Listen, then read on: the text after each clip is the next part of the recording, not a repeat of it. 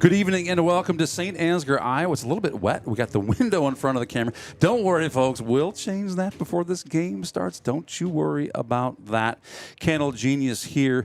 Duke Scoop to my left and to his left. Not your average Joe. These Saints are taking on the West Fork Warhawks. Joe, what do you have to say about that? Yeah, should be a great night for football. Two physical football teams trying to control the line of scrimmage and run the football. 9-0 Saints versus the 7-2 Warhawks. When we come back, we'll have a little more. Something exciting is growing on Iowa farms these days. Innovation. From tractors that seed, weed, and harvest with data-driven precision to drones that scout or plant cover crops to protect soil and water. Even our animals live in smart homes with round-the-clock care. Technology keeps your food safer, water cleaner, and makes us more sustainable. Because what we do here benefits everyone here.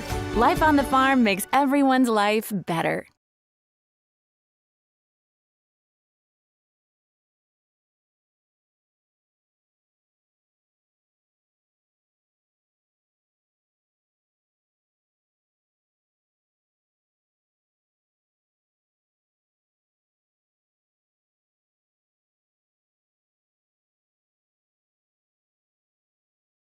Health powers life, from the delightfully routine to the truly uncharted.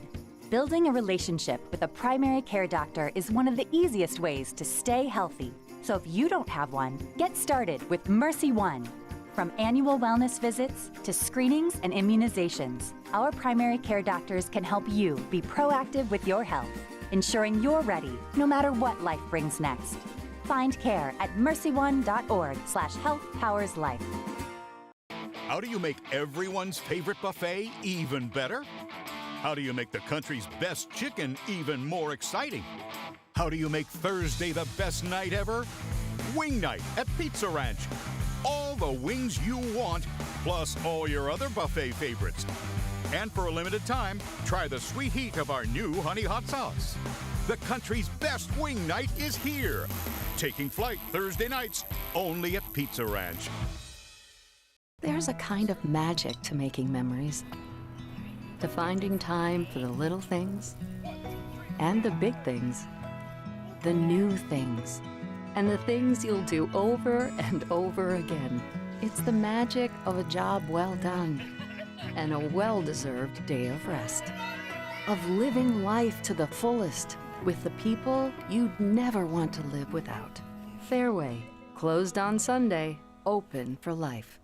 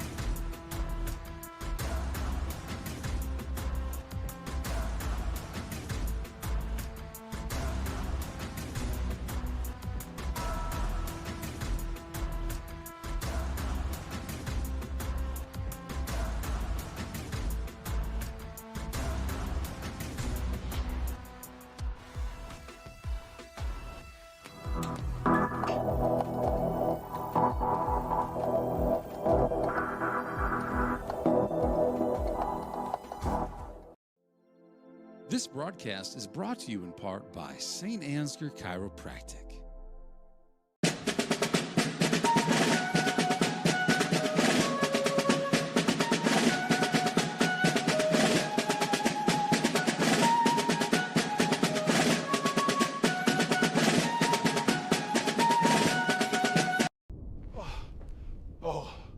Oh, thank God.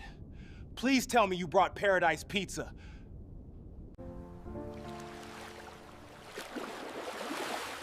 You've got to get to know Joe.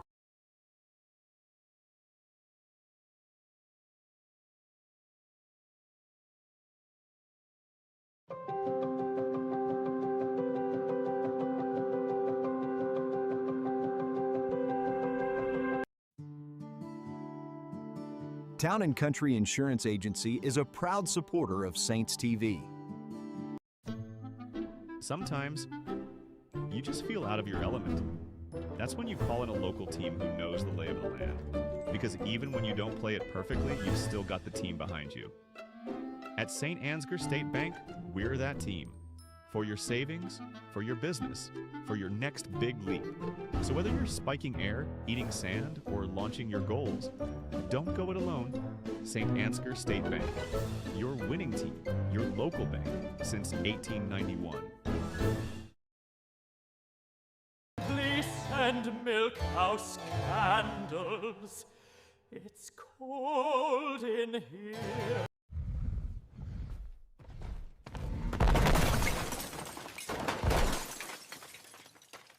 Time for a new golf cart. Miners Outdoor is major tough. Seed, chemical, nutrition, fertility. Three Roots Ag is rooted in rural, and that's why our roots run deep.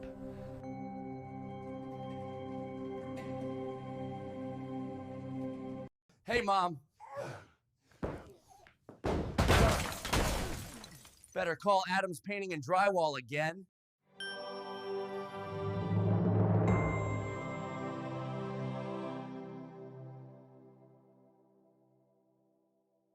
Just like a perfect figure skating routine, your financial journey deserves balance, precision, and confidence.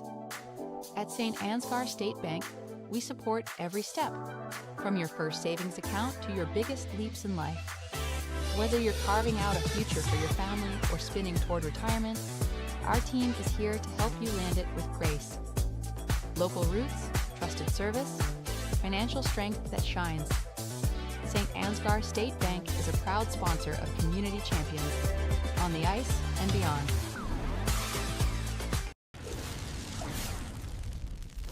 When you need a hero, contact the boys at Al's Electric in Saint Ansgar.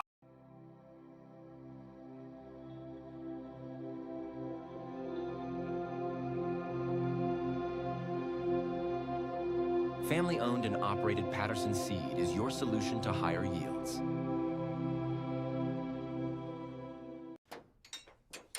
Cars hit me all the time. Luckily, Charleston Body Repair fixes you up fast.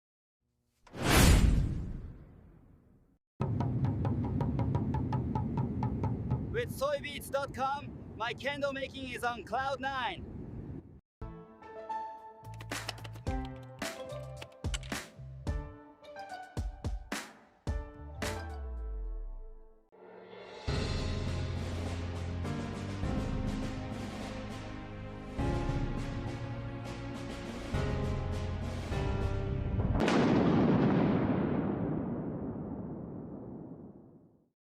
Harvest is right around the corner, but Farmer State Bank is more than just a bank for farmers.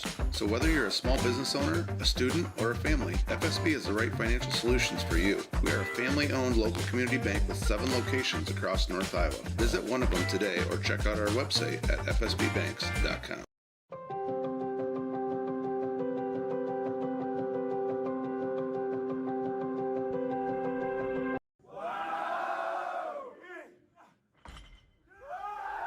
Oh my goodness!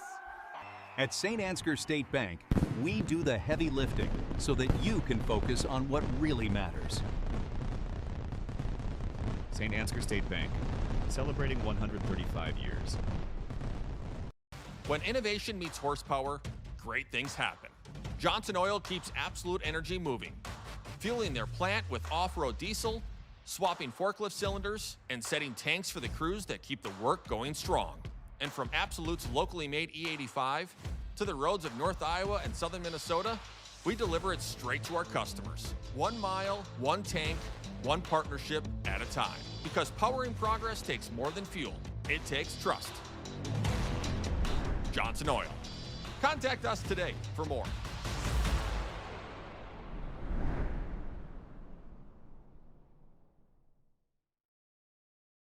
Before I knew Joe. Before I knew Joe. Before I knew Joe. Before I knew Joe. Before I knew Joe. Before I knew Joe. Before I knew Joe. Before I knew Joe, buying crop insurance was hard. There's a better way to buy crop insurance. You got to get to know Joe.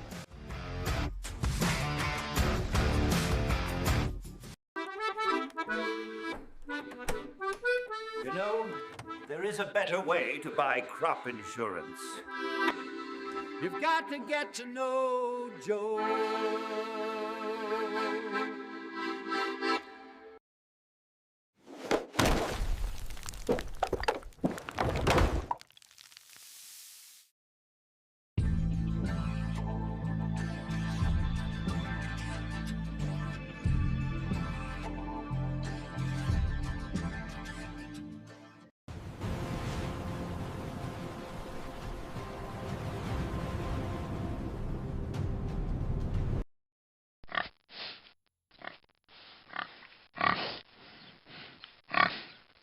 Take care of your spine. Saint Ansgar Chiropractic.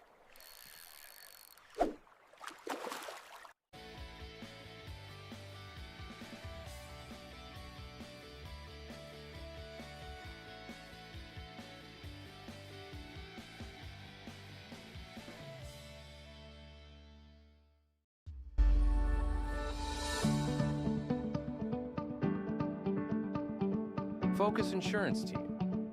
Safeguarding our neighbors in northern Iowa and southern Minnesota from risk. It's Saints TV's goal to bring the game to those who are unable to cheer from the stands. Watching the stream is free. Creating it is not. Please consider donating to our cause through our donation partner, Give Butter. 100% of your donation goes directly to the Saint Ansgar school system, where it is used for the education of our students, the equipment used to create these streams, and the athletic department so that our students can keep competing in the sports that are near to their hearts. Thank you for supporting Saint Ansgar, and thank you for giving butter. Fuel up, champ. Life's better when you give butter.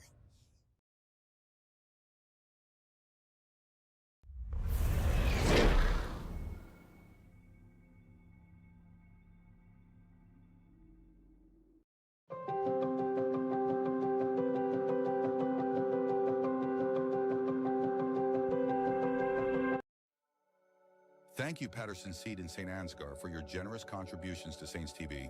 For more information on how Patterson Seed can help you get higher yields, contact Mike Patterson at mike@pattersonseed.com.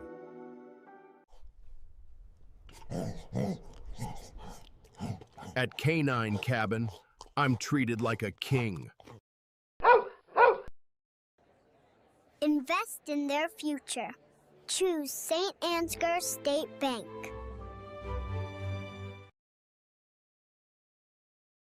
And we've got a really pretty cool rock here. This is from LR Falk Construction.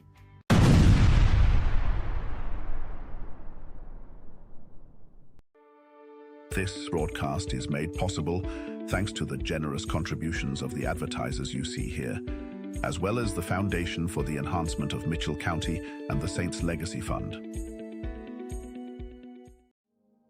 The Mitchell County Substance Abuse Coalition creates awareness of the impact of substance abuse and encourages change through collaborative prevention efforts. MCSAC meets on the fourth Tuesday of each month at 4 p.m. at the Mitchell County Courthouse in Osage. We are looking for new members to join the coalition to work together to build healthy communities within Mitchell County.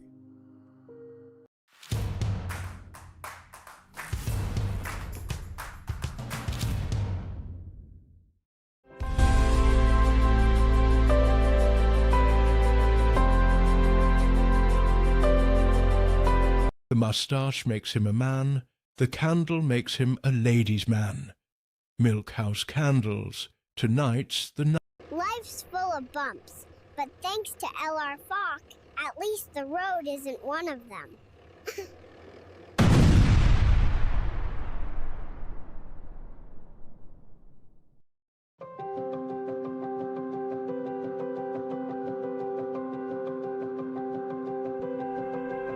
Protect yourself and your loved ones this flu season by getting your flu vaccine with Mitchell County Public Health and Home Health. With flexible clinic hours, various locations, and convenient drive-through clinics, getting your flu shot has never been easier. Flu shots are quick, easy, and no appointment is needed. We accept most insurances, making it easier than ever to stay protected. Visit www.mcpublichealth.com or find us on Facebook to see our full clinic schedule. Thank you, Box K Beef and Freeman Welding, for your generous contributions to keep this stream free to watch. Did you know the EJ has an app available to download in your app store for free? We can't wait to hear how you like it. Search Enterprise Journal and look for our logo, you know the one, or scan the QR code below. It's so easy, even a child could do it. The Canine Cabin Kenneling and Pet Services proudly supports our Saints athletes.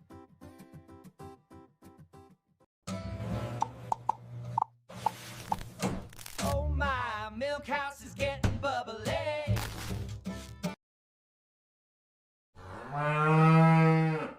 They've sealed up the roof tighter than a hippo in a hot tub, and now I'm homeless.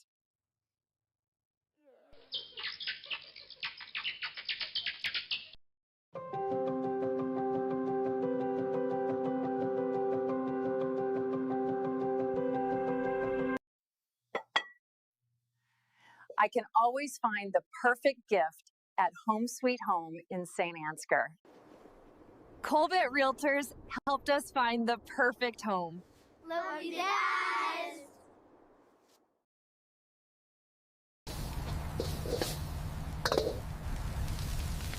Relax. We've got a policy for that.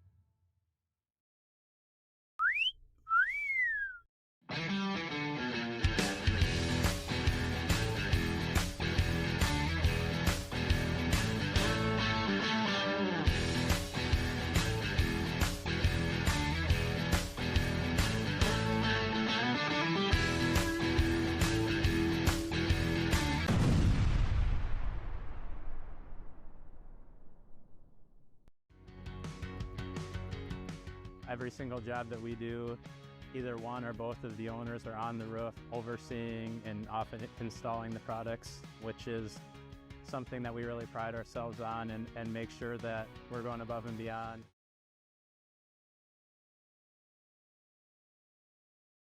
Oh yeah!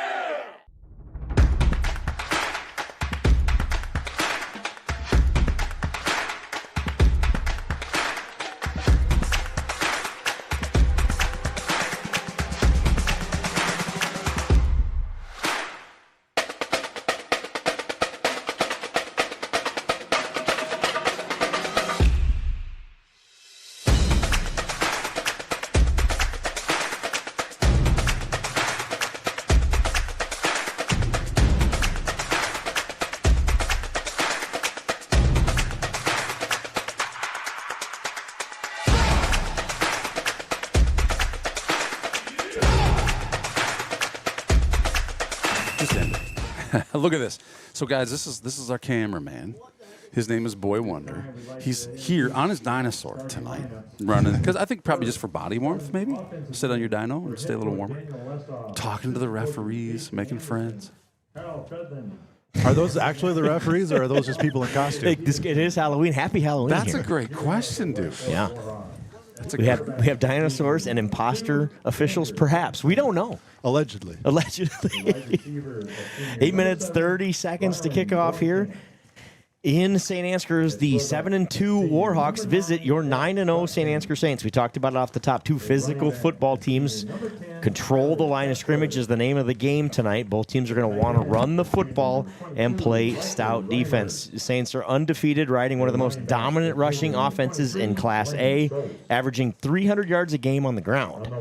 They're disciplined, physical, and they wear teams down. Boy, have we seen that throughout the year, right? Do wear teams down. Sometimes that wear down includes one play, 80 yards, touchdown, right? Sometimes that's a methodical drive down the field, but they have dominated teams and gotten really teams out of their game early in games. It'll be interesting tonight. I think one of the key things to watch here early is how West Fork responds if they're unable to run the football.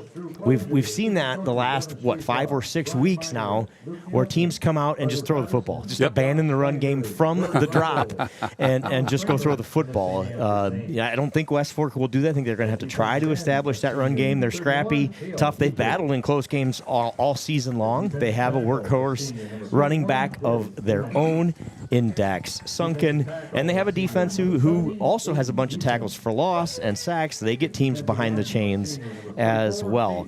For the Warhawks, it's going to be shorten the game, finish drives, and try to steal a couple of possessions from the Saints. Those are the keys to victory for the Warhawks, I think, will be to get this game moving, get that clock moving, play field position, clock control, ball control kind of game. And when they have chances to take the ball away, they're going to have to capitalize and then finish those drives. It's playoff football. It's physical. And tonight, somebody goes home. Buckle up. It should be a good one. Yeah, do a little bit of groundwork here to get this thing started for those folks who are new to watching Saints TV. Yeah, we got 3 cameras out there, so thanks to the guys. We talked about Boy Wonder already. We got Poncho over on the other sideline. In the booth with us, we got Henry Huseman, and we got the Montana Banana himself, as well as Kimba Tsunami running scoreboard tonight. Thanks, Kimba Tsunami, for being here and helping us out with that. The St. Ansgar American Legion, I believe I didn't hear the announcement, but I think that is who that would be presenting the colors tonight here for playoff football. We'll turn it over to the St. Ansgar Band and Glenn Semiotti on the PA for your presentation.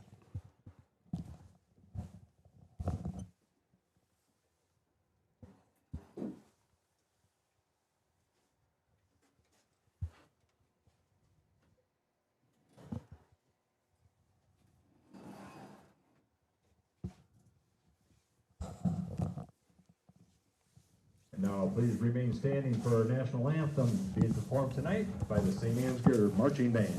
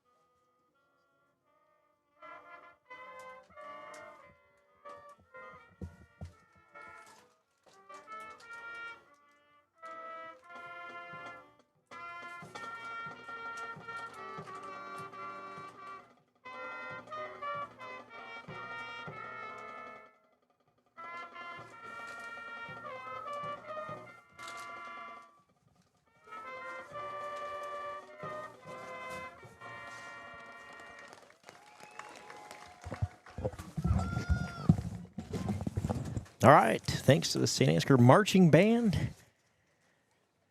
National Anthem brought to you by Saints Marching Band. So let's talk about some player spotlights, players to watch for the start with the Saints. Running back Corbin Michaels, the senior, spark plug on offense, 1,300 rushing yards, 24 touchdowns on the ground, and he's going at over 17 yards a carry. Talk about explosive. Holy cow, this guy has been hard to tackle this year. He changes angles, hits the edge, and when he gets free, it's a track meet, and there aren't many beating Corbin Michaels in a track meet. And we've seen that all season long. Number 2, Joe Clevenger, the senior fullback, linebacker. Clevenger's the tone setter. He's tough, runs downhill. We talked about it throughout the year. Finishes every run falling ahead for a yard or two. On defense, he leads the team in tackles, sets the physical identity. It's cold out there tonight. You're going to hear some of those hits here through our microphones on Saints TV. It should be a hard-hitting, good defensive game. Next up, senior Connor Mullenback, just athlete is how we have him on the sheet, right? Sometimes running back, sometimes split end, sometimes superhero. Mullenback, change of pace threat, 14 yards a carry. If defenses overcommit to Michaels or Clevenger, right, now all of a sudden Mullenback's loose, and here he goes. So he gets outside, and again, another guy who once he's outside, it's going to the house. For the Warhawks, the men to watch, running back number 9, Dax Sunken, the senior.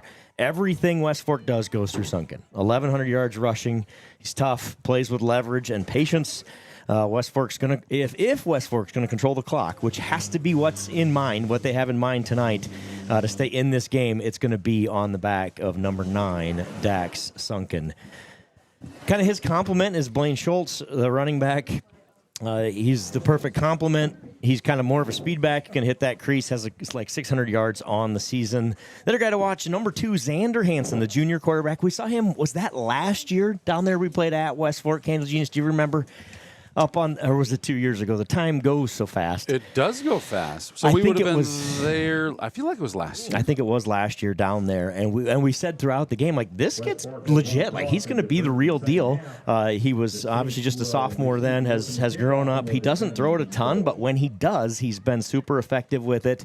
I think the Saints are going to have to contain him. That's going to be the name of the game tonight, because they're going to try to get him outside. We're going to let him roll out. And stop me if you've heard this one. If you followed Saints TV the last 3 or 4 weeks, that's been the game plan, right? Let the running back roll out into space. If he's got a receiver, he'll hit him. If not, he'll just take off and run with it. Xander Hansen, number 2, the quarterback for West Fork, will do that as well tonight. So there's a look at the stats and the players to watch here as we are about 60 seconds from kickoff here in St. Ansgar, round number 2. 60 seconds is about enough time to show you. Want to do a little preview of that we saw online with compliments of our friends at Iowa Sports. What to expect today? Yeah, what to expect.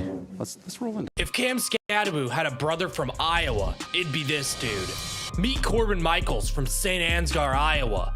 Michaels stands 5'4", and he's been torching defenses all season. Through 9 games, he's got 85 touches and 28 touchdowns. Yes, you heard that right. He scores on 1 out of every 3 times he touches the ball. His rushing numbers alone, 74 carries for 1,200 yards and 24 touchdowns. That's 17 yards per carry. And here's the crazy part. He doesn't even play the second half in most games. Saint Ansgar is outscoring opponents 45 points per game this season. So imagine the numbers if he played all 4 quarters. At his size, Saint Ansgar.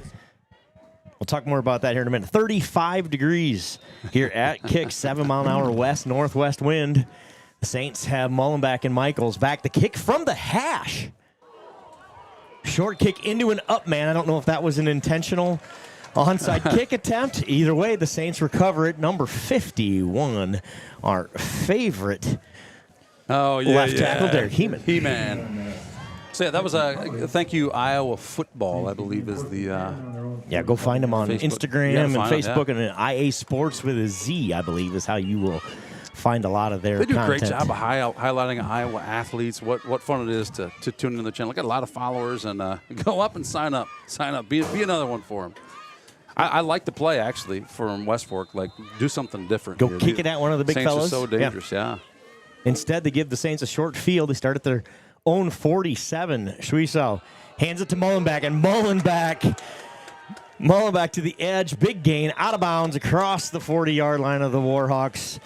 Good start for the Saints. Patient run there by Mullenbeck. Has a huge hole to start, waiting for a block to develop. It doesn't. So he gets chased out of bounds down at the, officially spotted at the 38-yard line.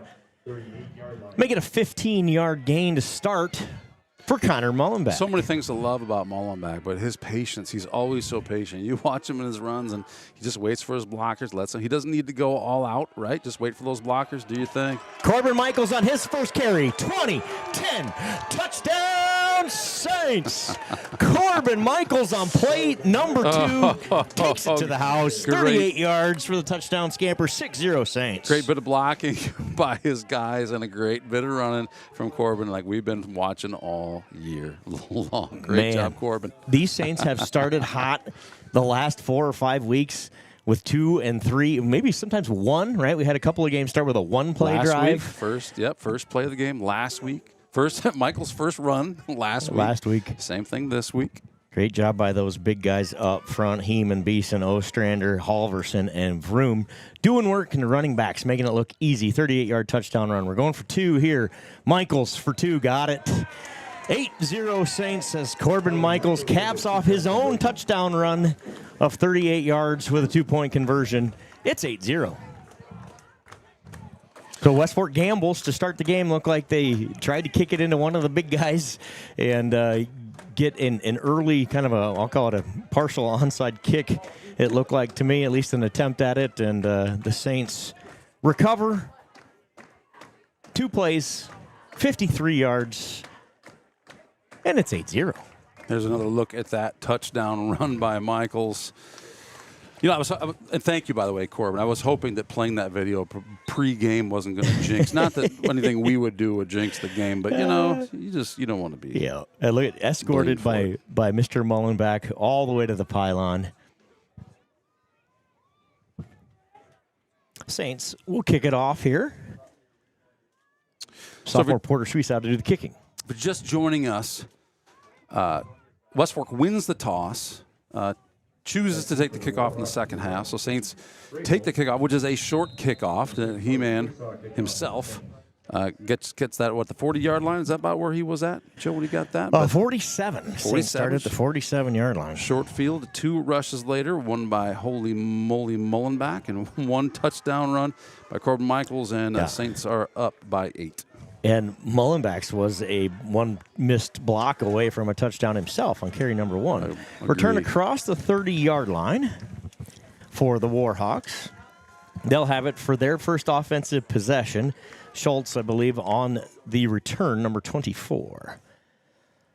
No announcement because he's 23 on the roster, so I have a feeling we might need to go tell them that would be number 23 on their roster, who's 24. We assume that's right, but chat's open. If we're wrong, let us know. So they're going to run the wing tee here. West Fork is, generally anyway. Xander Hansen under center, number 2. Going to hand it off here. Middle run. Positive yardage to start the game for Sunken. Number 9, Dak Sunken on the gain of 2. 2nd and 8 coming up. So Sunken, like we talked about in the pregame, is their workhorse. 1,100 yards rushing on the season. The Saints' defensive line has been stout with those linebackers behind it. Been hard to run on this team, especially late in the season. Most teams haven't tried the last 3 weeks. And in motion here.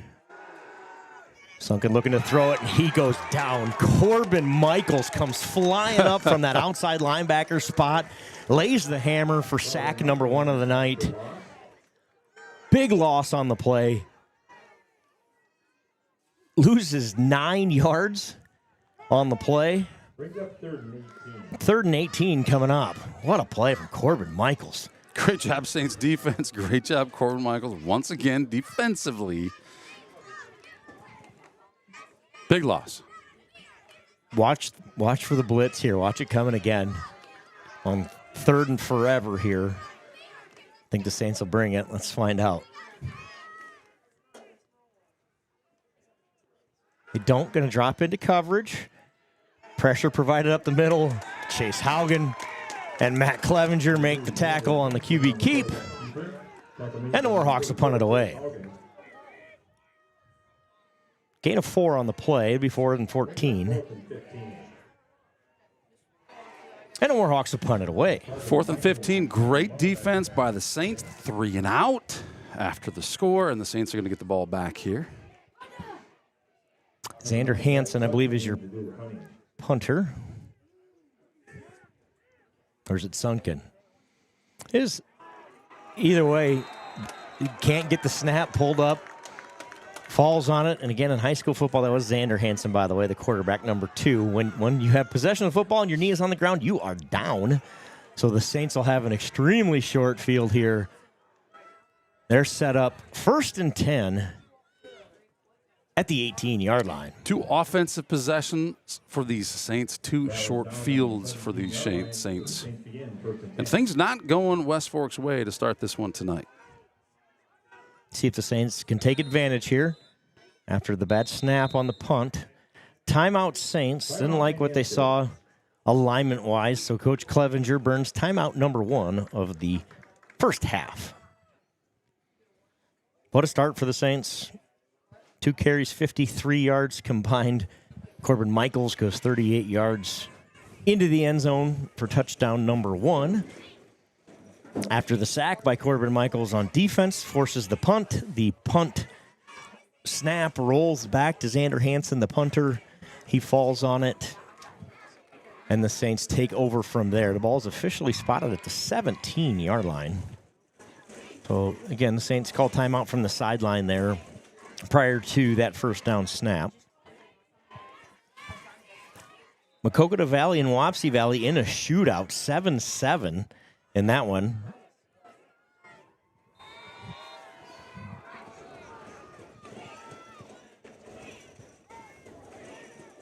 We'll talk about potential opponents for the Saints next week. Northland and Pekin. That game is underway. Corbin Michaels with it here. Breaks a tackle. Pushes through another one. Corbin Michaels for a hard-fought 5 yards on first down. Makes it 2nd and 5.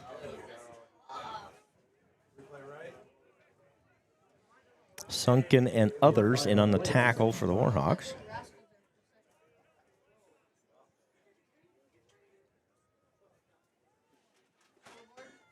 Seth Schatz bringing in the play. Senior Seth Schatz.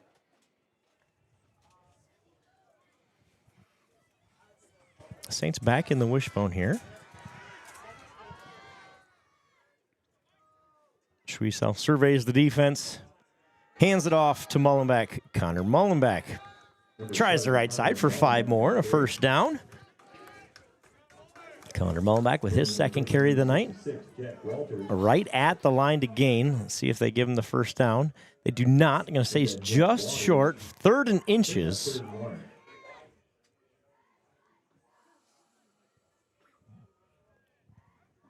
So the 2 inside runs to start this drive after bouncing the ball outside on that first drive. Short field here. The Saints started at the 17-yard line of the Warhawks. Handoff. Clevenger's got it. Good hard run. Gets the first down.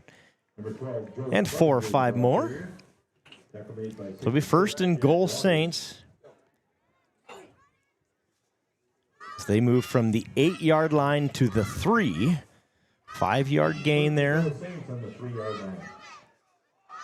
for Clevenger on his first carry of the night, and it's 1st and goal Saints.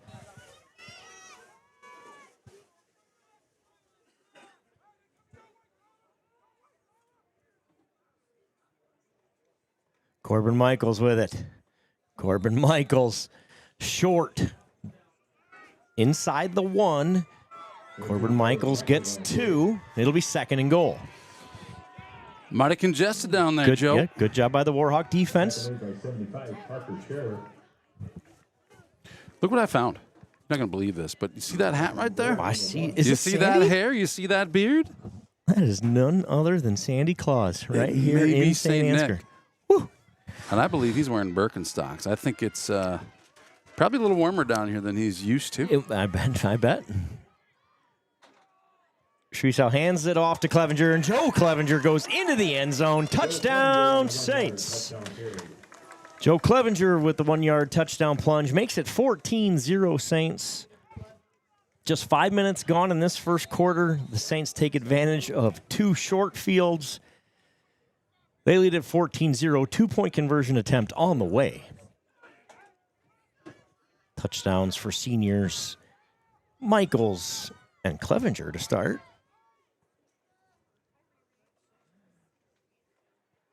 Mullenback going to be down short. 2-point conversion fails. Good job by the defense of the Warhawks there. Sunken and others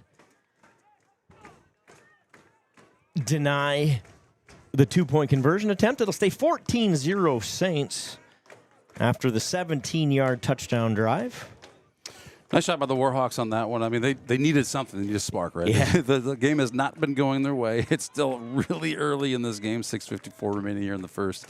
Saints now with a 2-touchdown lead, 14-0. Good stop by West Fork there. Now they need to get their offense cooking. What do you expect we're going to see here coming up here in this next drive for West Fork, Joe? So I think the key for them, they just cannot get behind the chains. They can't afford the sacks or penalties. And get themselves into 3rd and long situations. The Saints defense is going to be too much to handle in those situations. So I expect they're going to come out and run it with Sunken here and try to keep it 3rd and manageable, right? If you can get 3 yards on first down and 3 or 4 yards on second down, make it 3rd and manageable. And now you've taken the pressure off from a decision standpoint, because you know what time it is? It's 4-down territory time, right? It's 14-0. Yeah.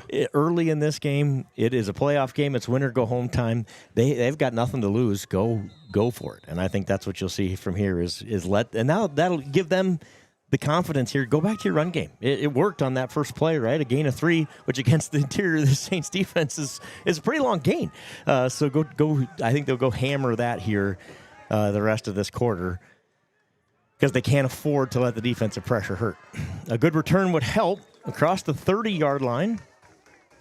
Good return by number 11, Eden Freeholtz. Tackle made by number 11 on the return. Freeholtz, the freshman. We talked earlier about how when teams play the Saints, they kind of tend to give up on the running game because we're so good up front. The passing game obviously comes out. I think I expect that we're going to see some of that here as well. But man, oh man, they put a lot of pressure on the quarterback last drive too. Yep, they sure did. I think that'll be a theme here tonight. 34-yard line, where the Warhawks will have it. Little misdirection. Ball's on the ground. The Saints have it. My goodness, what a start for these Saints. Matt Clevenger comes up with the fumble recovery. They're trying a little misdirection there, trying to hand it off to Fessler inside, and the ball just comes out, and the Saints jump on it. Turnover number 1 goes the Saints' way. Everything that could go right for these Saints has gone right. You got it. In the first 5 minutes.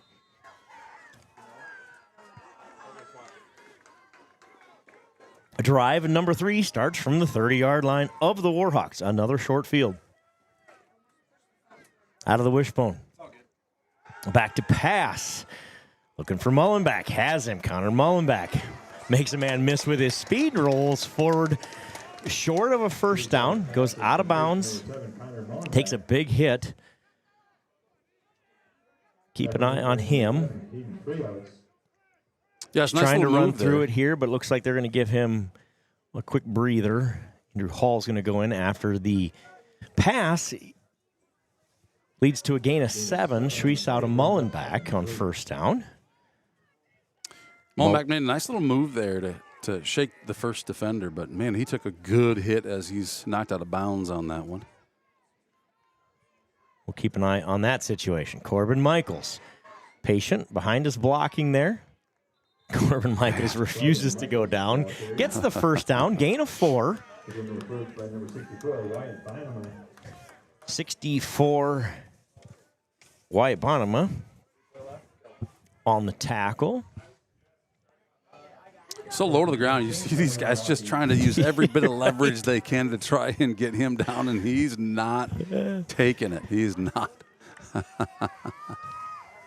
Yep, exactly right. Hard to bring down, that young man.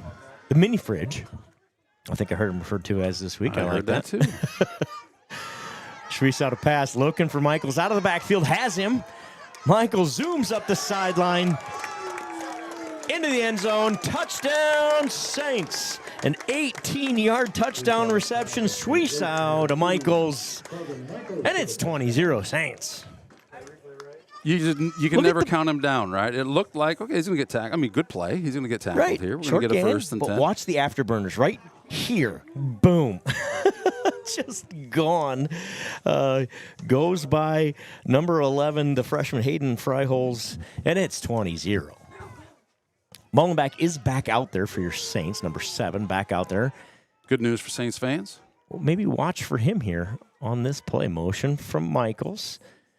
Option, Shreese keeps, and in for 2. Porter Shreese calls his own number. It's 22-0 Saints. What a dangerous, dangerous thing, right? You're focused on these running backs.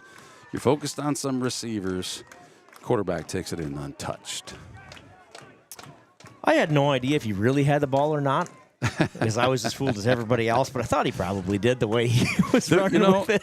I've been noticing tonight, like I think you ran a little different that time. So, right. We're going to say he's still got it. Oh, yeah. A couple score updates for you. Wapsie Valley marches down the field on their second possession, 13-7.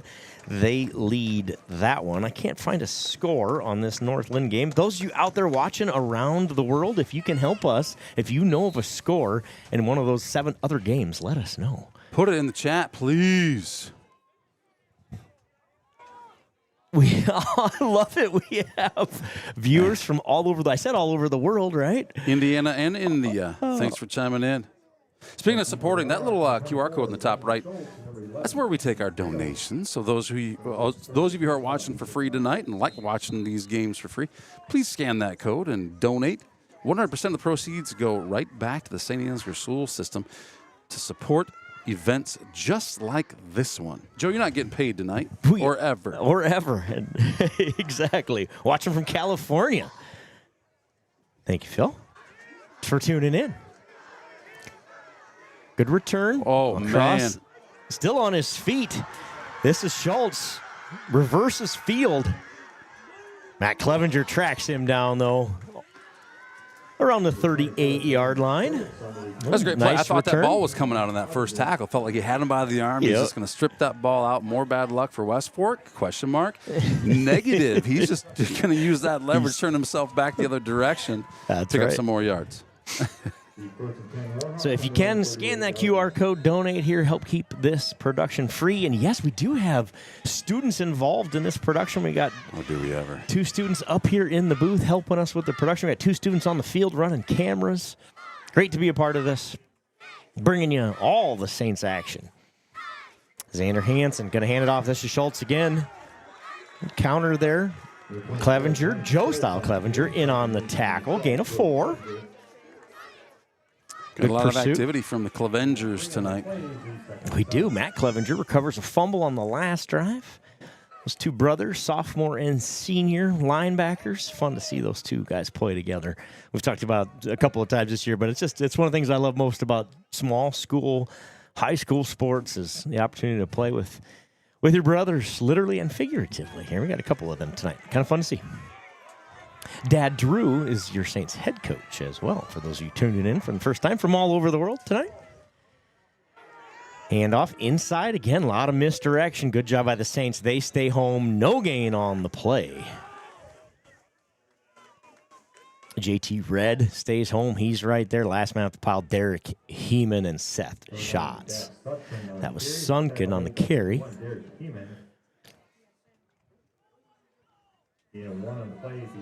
They spot him ahead a yard, so give him a yard.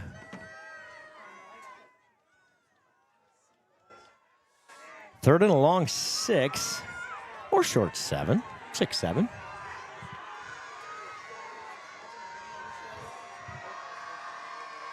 Big play here. Sunken back to pass, quick hitter, complete over the middle, short of the first down. Good tackling by the Saints. That was Schultz on the 22, the tight end. That's Reimers. on the reception. It'll be 4th and 1.5 yards here. And let's test my theory of we've made the decision for you. 22-0, it's go for it on 4th and short. Should be an easy one on 4th and short. I suspect it's go for it on 4th and long as well, down at this point by 3 touchdowns. Dornkamp runs the play in for the Warhawks. 4th and a long yard for Xander Hansen and the Warhawks. Let's see if they just turn around and hand it to Sunken here. They do. Sunken, nowhere to run. The Saints defense bows their neck. Turnover on downs. So earlier this season, we talked about bend, don't break. There's no bend in that one. Those guys were stout. This one's been all Saints showing off on the defensive side there. Just nowhere to run. The Saints read it perfectly, stayed home. Gang tackle, first guy holds him up. The rest of the Saints swarm. Loses a yard on the play. The Saints have a short field. Again, they start at the Warhawk 46. And out of the pistol here to start this drive. Schwiesau looking to pass. Has a man. That's Zaid Shell. First down and more. Zaid Shell sheds a tackler, and he rolls all the way ahead to the 25-yard line. 21-yard gain. Schwiesau to Shell. Great play. Zaid's wide open in that thing. Does a great job shaking that first tackle. I love seeing Zaid. He plays with such energy, zest, and joy, doesn't he? He so sure fun does. to watch. Fun to watch. And good job by Schwiesau to be patient, find that open receiver. Shell reels it in, and it's a 21-yard completion for the Saints. Corbin Michaels. Excuse me, we're going to throw it here. Schwiesau. Maybe throw it. Pulls it down. Now he finds a receiver. It's caught by Mullenbeck. Short gain. We have whistles on the field and a flag right in the middle there. We get an eligible lineman downfield, an eligible receiver downfield maybe. Sometimes those long developing plays that happens, that is exactly the call. So the linemen have to be within a couple yards of the line of scrimmage there. And on that long developing play, right, where we didn't throw it, kind of that pump fake, the linemen think, well, that ball's out by now, right? And so they kind of start pushing that block down the field a little bit. You see right there, and he's trying not to, right? He's trying very pretty good discipline there. And a lot of times in the high school game, you get away with that one. This set of officials sees that, and that's the right call. 5-yard penalty, 1st and 15. Back to the 30. First penalty of the night on either team. Wipes away a short completion. Clevenger with it. Clevenger gets the penalty yardage back. Joe Clevenger bowls ahead for 5.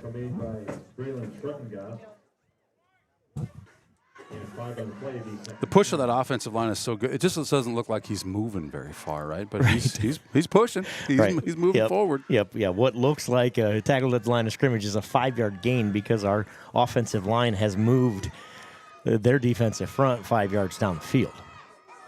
Saints have a significant advantage up front, and it has played out that way in the early going here. 2 minutes to go in the first quarter. Mullenbeck trying to get outside. He does. Mullenbeck inside the 10. Mullenbeck did not like that late hit. It was more of a nudge. You're all right, Mully. Get back in the huddle, kid.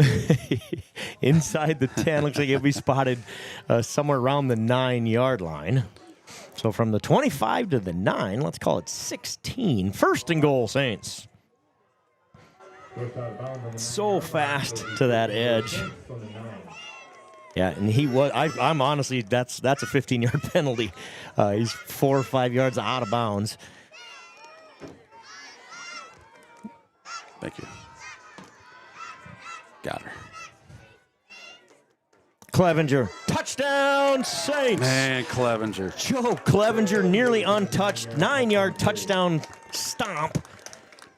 And it's 28-0 Saints. You know what I love about this team, Joe, is like they're always developing, always getting better. I think I just saw a new zig and a new zag from Clevenger. Oh. That dude's usually just head down, go straight, and he did a zig and a zag on the same play. How are you supposed to defend against that? That was amazing. Great run by Joe. Joe Clevenger gets his 4th carry of the night, a 9-yard touchdown run. 20 yards on the night for the senior.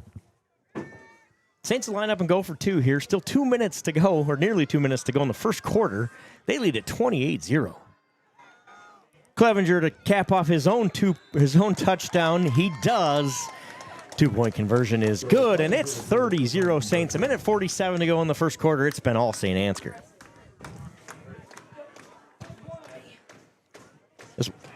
Great job. Watch the blocking up front. And again, when you've got as many weapons as this team does, you focus on one and somebody else is going to beat you, and that's exactly what happens there.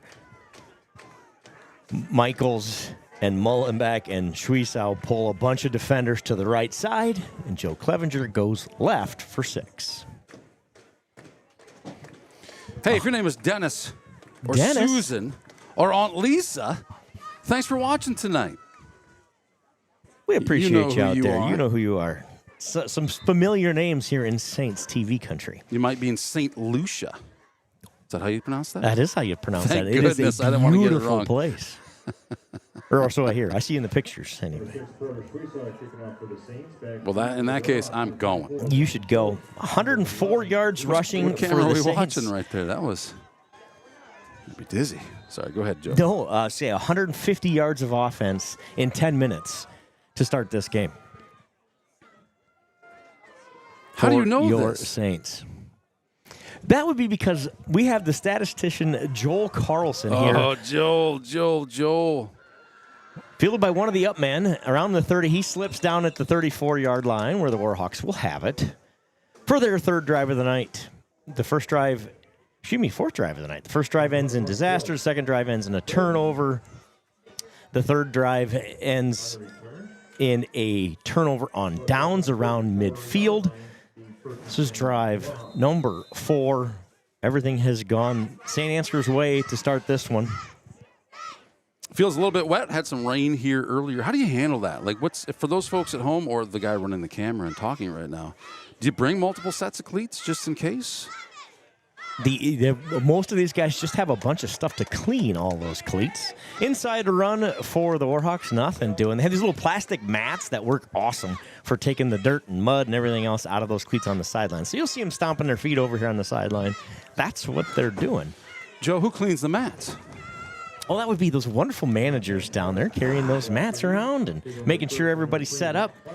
The Saints have it takes a village, right, to produce a football program like this, whether it's coaches or managers, players, and parents. And yeah, it does take a village. We've got a pretty good village here in St. Ansgar. We do. Very lucky. We do. Very lucky. No gain. Second down and 10. Schultz with it. Kind of a shifty runner. Good compliment back there. No gain. Maybe even a short loss on the play. Fun fact, if you're new to Saints TV, Saint Ansgar is one of only 2 schools in the state of Iowa with the name Saint in the name that's a public school. Did you know this, Joe? Saint Ansgar Community Schools, I heard this is. You got it. It's a public For those school. of you wondering from around the state. 30 seconds to go in quarter number 1. 3rd and 11, so they do mark him for a 1-yard loss there. Schultz on the carry. Warhawks going to have to go to the air here on 3rd and long. See what the Saints do pressure-wise. Corbin Michaels bringing the pressure. Corbin Michaels in on the turnover. sack. No, not a The turnover. ball comes out. Xander Hansen is down. He does get up.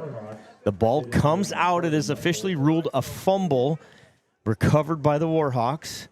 Number 75 gets that one.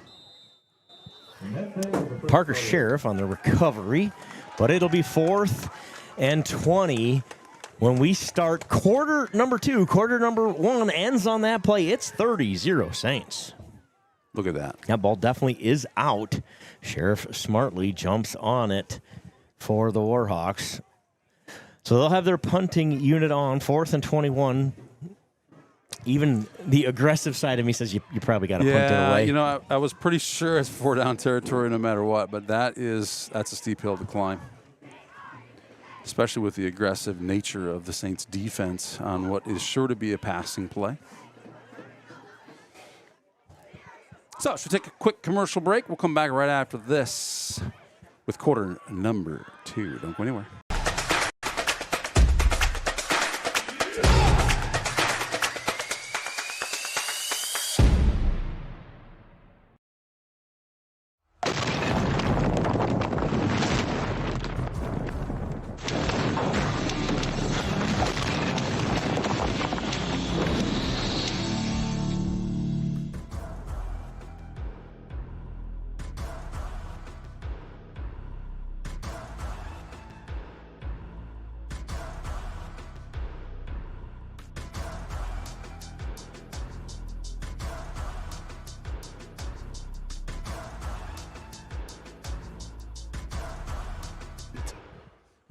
Here we go. Here we go. There's the punt. Short punt. Going to roll dead across the 40-yard line. Long field for the Saints. They're going to start at the Warhawk 39. I say that because the field has been awfully short tonight for the Saints. They have a 53-yard drive, 17-yard drive, and I don't remember the last one. It was 30-some-yard drive. Yeah, this is the longest field they've been on so far, right? It is. It is. 1st and 10 Saints from the 39-yard line as we start quarter number 2 here in St. Ansgar. 30-0 Saints. We interrupted the current events. Don't worry. We'll get back to it. Stay tuned for that. Mullenbeck in motion. Going to come around and get the handoff. Good job by the defense for the Warhawks. They stay home. Going to force a huge loss. Out of bounds goes Mullenbeck. Way back near the 30-yard line. Good job by the defense for the Warhawks there. They stay home. And the Saints lose 9 on first down. 2nd and 19. 21, Cale Frieden, the freshman, does a nice job of staying home over there on that side. A bunch of young guys on the field defensively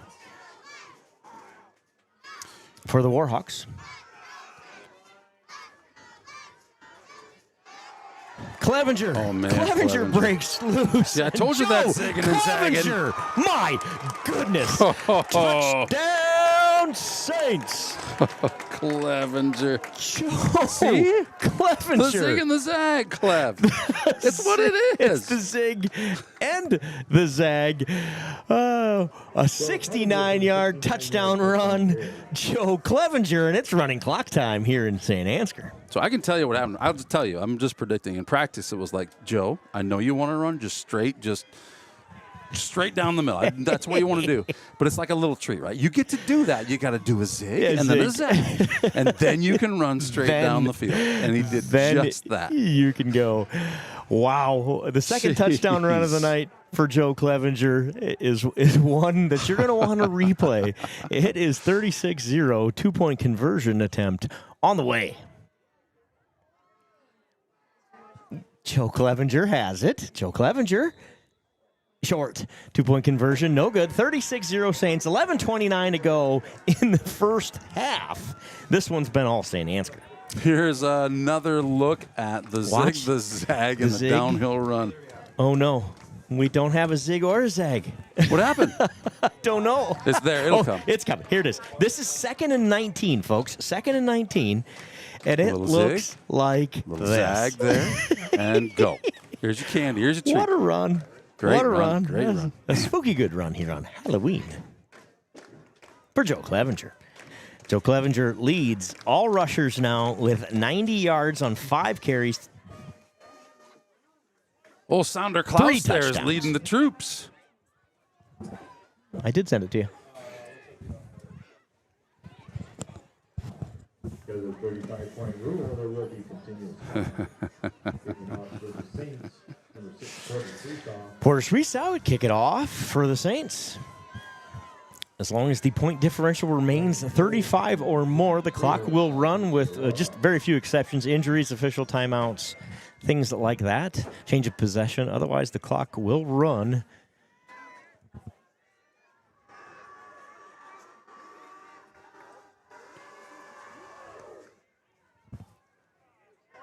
Kick going to bounce out of bounds. Be a procedure penalty on the Saints. That ball bounces out of bounds about the 20-yard line. West Fork and Maquoketa Valley tied, or excuse me, Wapsie Valley and Maquoketa Valley. And the Battle of the Valleys tied at 14. Still in the first quarter there.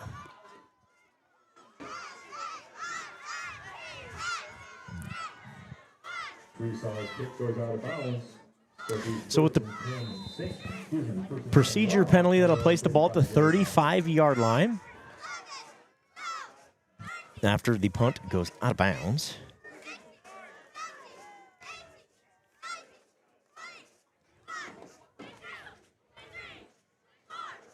West Fork been unable to get anything going offensively.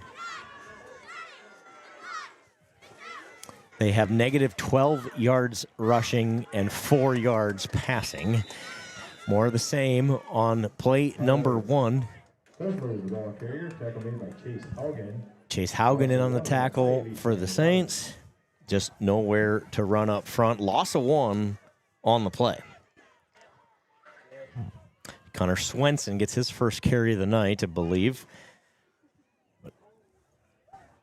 He loses 1.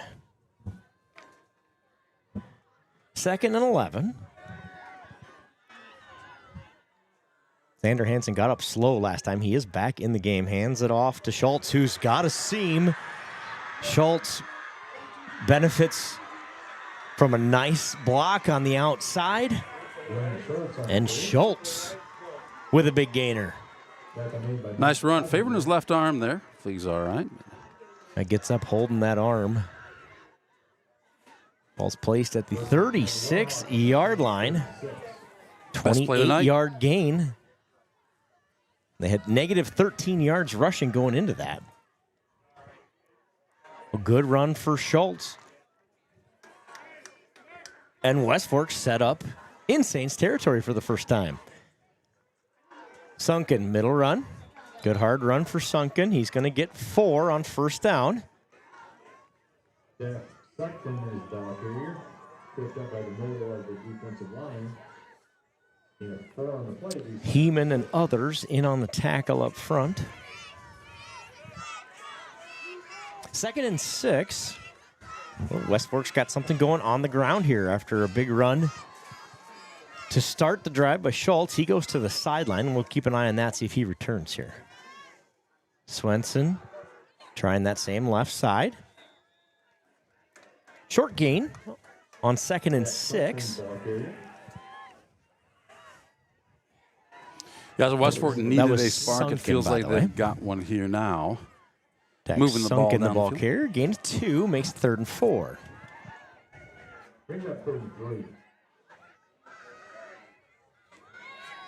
Greg Beaver, thanks for checking in. 13-0. Osage is at the lead at the start of the second quarter in that one. Another Mitchell County undefeated team playing at home tonight, just 13 miles away from here. Timeout coming for the Warhawks. And they get it just before the snap. Timeout West Fork. A little confusion on that one. I actually can hear it up here in the booth. Their coaching booth is near ours, and I could hear the coordinator up here saying, "Call timeout, call timeout." I had a hint that one might be coming. That I didn't so see. They wanted to revisit that one, and you might have been able to hear it on the air. It's always funny how much noise comes through these mics, which we like to get a little crowd noise in there. Sometimes we get the coaches and everybody else too. So, are they going to call timeout here? Speaking of crowd noise, Joe. Did you know that our Saint Ansgar Saints, the ladies, the volleyball team, earned their way to the state tournament? The state volleyball tournament? You got it. The volleyball team made their way to the state volleyball tournament. Oh, they'll play awesome. on Tuesday, win on Tuesday, play on Wednesday, win on Wednesday, play on Thursday for a championship. Tuesdays and Wednesdays games will both be at 6 p.m. Those games are in Iowa City / Coralville. Am I correct on that? You got it. You got it. Be there if you can. If you can't, boy, I wish there was a way I could tune in and listen. Could I do that? You can listen. So they will be televising it. I'm told it's for free, but Saints TV will be there giving you. It's an audio broadcast. We're planning a picture slideshow from pictures throughout the season that Mama Cass has taken. We're going to share that, but we're going to call that game with our voices, not with our cameras. Awesome. That'll be. So get the TV broadcast fired up. Press the mute button and get Saints TV going. You got it. You got it. How's that sound? That's exactly right. Sunken gets 3 yards, a short 3, so he's going to be short, 4th and 1. That'll be us. Skip and Trip. Jack Tripper on and the call. Skippy D'Angelo calling that State one. volleyball tournament. 3 days in a row. If they win in advance, Tuesday, Wednesday, Thursday's that schedule. On 4th down, going to be very close. Going to come down to the spot. Believe they have it based on the spot I see on this side. Let's say the white jerseys look more confident than the red ones on that one. They're both calling it that is their ball. Let's see what happens here, shall we? Going to have to measure it. I believe it's that close, and they are. Going to go ahead and get the sticks out here. And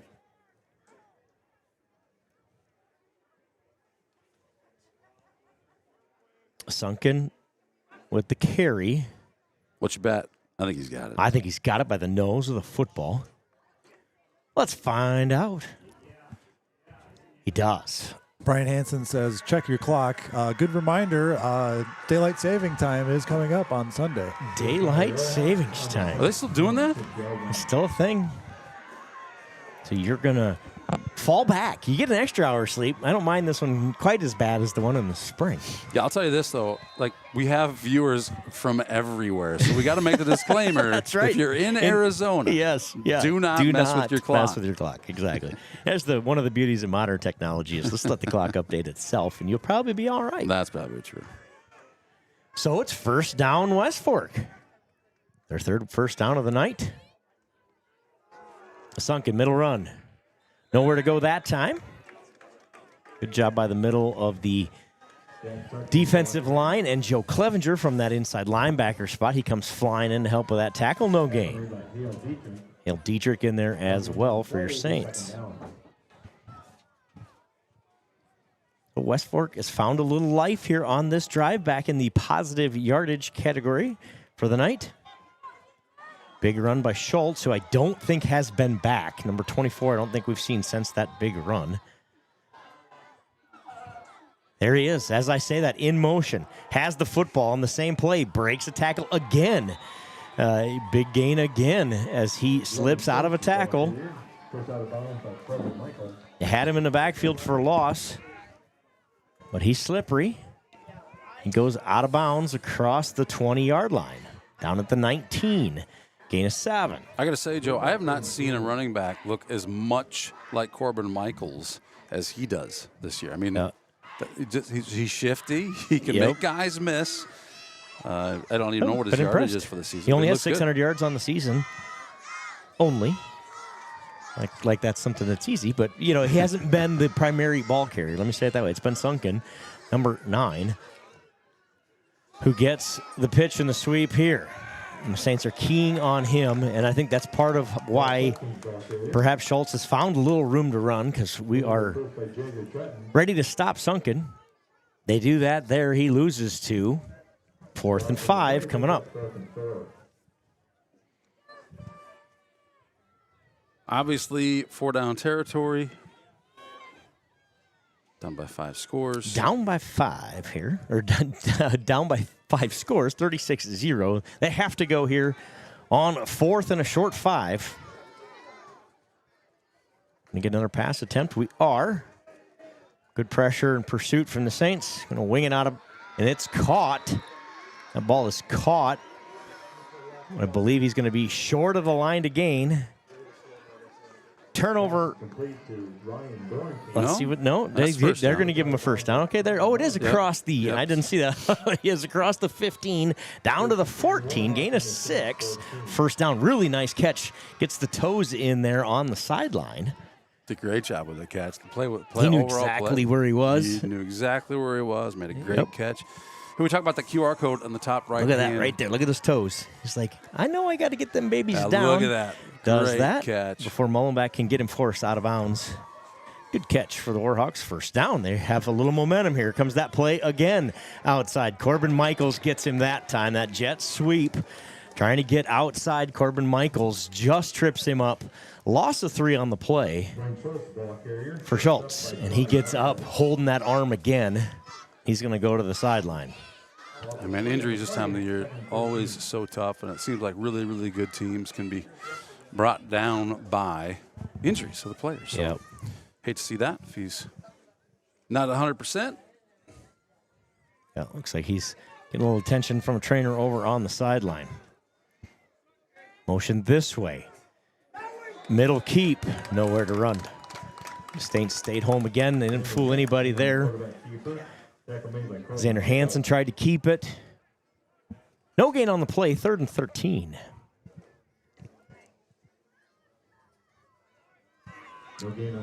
So talk about that Give Butter QR code in the corner. I want to give special thanks to Sarah Nelson, Lori Gertz, Adam Shannon, Susan Swift. Susan Swift's always donating to Give Butter. Thank you all for giving butter so far tonight. 100% of the proceeds go to keeping this stream free. It goes right back to the school Done a lot of great things so far this year. We got billboards, we got uniforms we purchased, some technology, some equipment for the schools. Xander Hansen goes with the hard count and gets the Saints to jump off sides, a free 5. Boy, did he. Makes it 3rd and 8. Of them. Yeah, got them all. It must have been on that same snap count all night long. Goes with it. Grandma with Clevenger, change. thank you for chiming in tonight from Newton.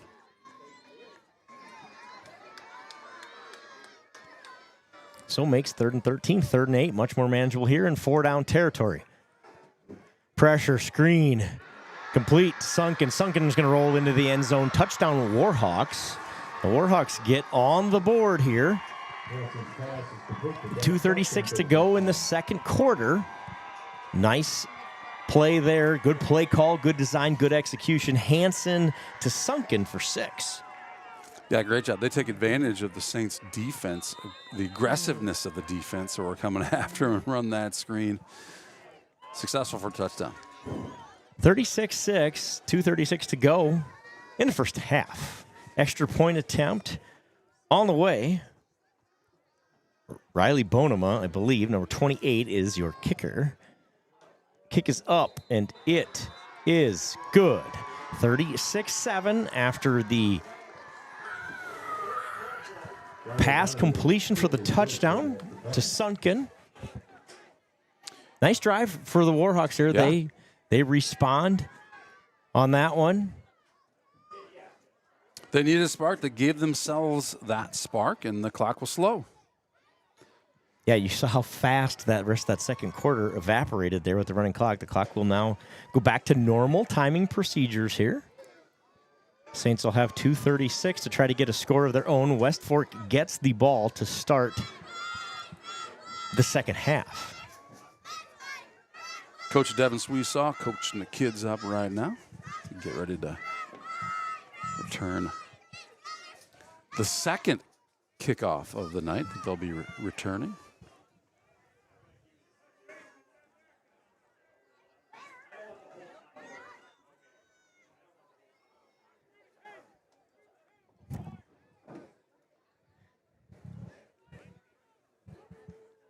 Kickoff coming after the Warhawks. Going a nice drive, capped off by a 12-yard pass from Hansen to Sunken. See if the Saints can respond here. As I mentioned, the Warhawks do get the ball to start the second half. Bouncing kick fielded by Mullenbeck. Mullenbeck going to come to your side of the screen here. Turns on the heat. Mullenbeck across midfield. Down to the 35-yard line. Connor Mullenbeck answers right back for the Saints with a great kickoff return. Takes it all the way into Warhawk territory.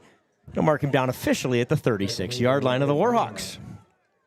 Another short field for your Saints offense. Great return by Mullenbeck. You know, he loses the ball, and we saw that when he had a hard time getting a hold of it, right? Everything seems a little slippery out there. So what happened? Well, usually you're not going to get great position because of that delay, but great blocking, great running. And he's so short fast. Field once again. Turns on the jets here as he turns the corner. And, man, he's quick when he does that. Michaels with it here. Corbin Michaels makes a man miss. Corbin Michaels with blockers out front. Corbin Michaels going to be into the end zone. Touchdown, Saints. Delayed touchdown call. He beat the ref so far down the field, nobody knew if he was in or not. They decide once they get down there that, yeah, he must have been in. It's 42-7 Saints. They answer right back. Do those Saints. Unbelievable. What a run for Corbin Michaels. My goodness. You know, watch right here. Watch the blocking out front. It's the blocking, right? I mean, obviously he's a great runner, but he finds himself in some open space, but you still got a lot of white jerseys around there to work through. And then he just refuses to go down. Refuses to go down. Does the last 8 or 9 yards the hard way. Into the end zone goes Corbin Michaels. The pass on the 2-point conversion. A little fighting in the corner. It's caught. Seth Schatz. What a catch. Comes down with it. Battle for the ball there with the cornerback. That was a beautiful pass and a great job by Seth Schatz to get himself in position to grab that one. Here's the touchdown run from the end zone cam. Okay, so untouched. Watch, Zaid Shell does just enough without holding to get his man blocked, and then he just beats the tackle there into the end zone. Goes Corbin Michaels. The 2-point conversion play was a thing of beauty as well. Was. A dime, a perfectly thrown ball from sophomore quarterback Porter Schweiss out into the corner to his senior receiver, Seth Schatz. And I think it's 44-7. I think it's fair to say, Joe, like about every part of that play, including the defense, was perfect. The defender was exactly where he needed to be. But Seth's strong hands, strong will comes down with that for the 2-point conversion. Look at this thing. Defender there, he needed to be there. After a fast start at Wapsie Valley in the Battle of the Valleys, McCorkota Valley and Wapsie Valley's tied at 14 still. Wow. Chat's open. If you get any other score update, throw them in there. Yeah, we'd love to know the score of that Northland-Pekin game if anybody can find that for us. There's supposed to be a broadcast out there, but I can't make it work. Is that on the Iowa High School Athletic Association? It is, and that one just says feed broken. But it could be me, too. I've had that problem before. The internet up here isn't always what we needed. Kick by Schweiss out inside the 20. Fielded by Sunken. Hauled across the 25-yard line, where the Warhawks will have it 1st and 10 with 2:02 to go. The clock will run once again.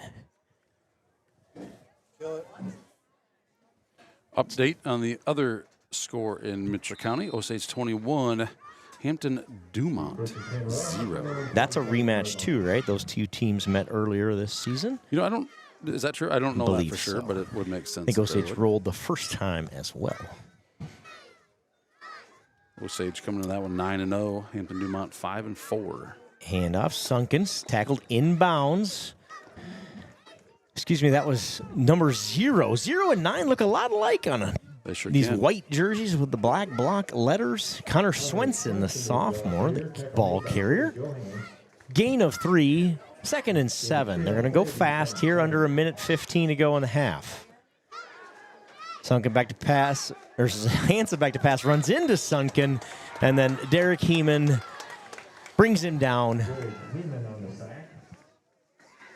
for the sack. Loss of 2 on the sack there, under a minute to play. Looks like West Fork happy now to burn the rest of the clock. The Saints, though, say not so fast, my friend. We're going to go ahead and call one of 2 timeouts we have left. I like the strategy there, make him punt it away. Yeah. Why not? Oh, make him execute that punt.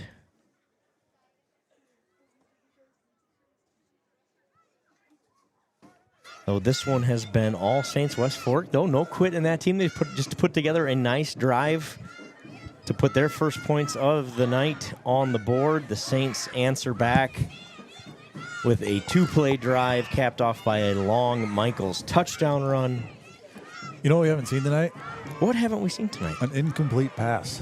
Is that right? We have not, have we? Wow. Northland and Pekin. Northland leads at 7-3 at the half. And the reason that one matters is if this score holds here and your Saints hang on to win this one, the winner of that game will travel right here to Mitchell County to Saint Ansgar to take on the Saints next Friday night at 7 o'clock at home. Northland leads at the half, 7-3 over Pekin. Do you know the records of those 2 teams? Pekin is 9-0. Northland would be 8-1. Northland's only loss was a blowout loss in the last week of the season to Wapsie Valley. Oof, big hit there. Big hit on the sideline. Believe that. Was that He-Man? He-Man. Swenson on the ball carry. Corbin Michaels. With the hit, and it's 4th down. And the Saints are going to call their last timeout on 4th and 4 with 26 seconds to go in the half. Corbin Michaels with a big hit on the sideline on Swenson. makes it 4th and 4. Let's see what the old Warhawks do. The Saints called 2 timeouts to try to force them to punt here on 4th and short. I wouldn't be surprised at all to see them come out and maybe try to get your Saints to jump off sides. That'd be a little hard count. We've done it once already tonight. Solid call. Yep. Short field defense would have to hold for a play. So I'm sure that was give it back. The conversation on the sideline here was, hey, do not jump. A little chess match here going on. Let's see what happens. Let's see if they're really going to go for it. 4th and 4, deep in their own territory. Hard count. They wanted the flag. They do not get it. Timeout, West Fork.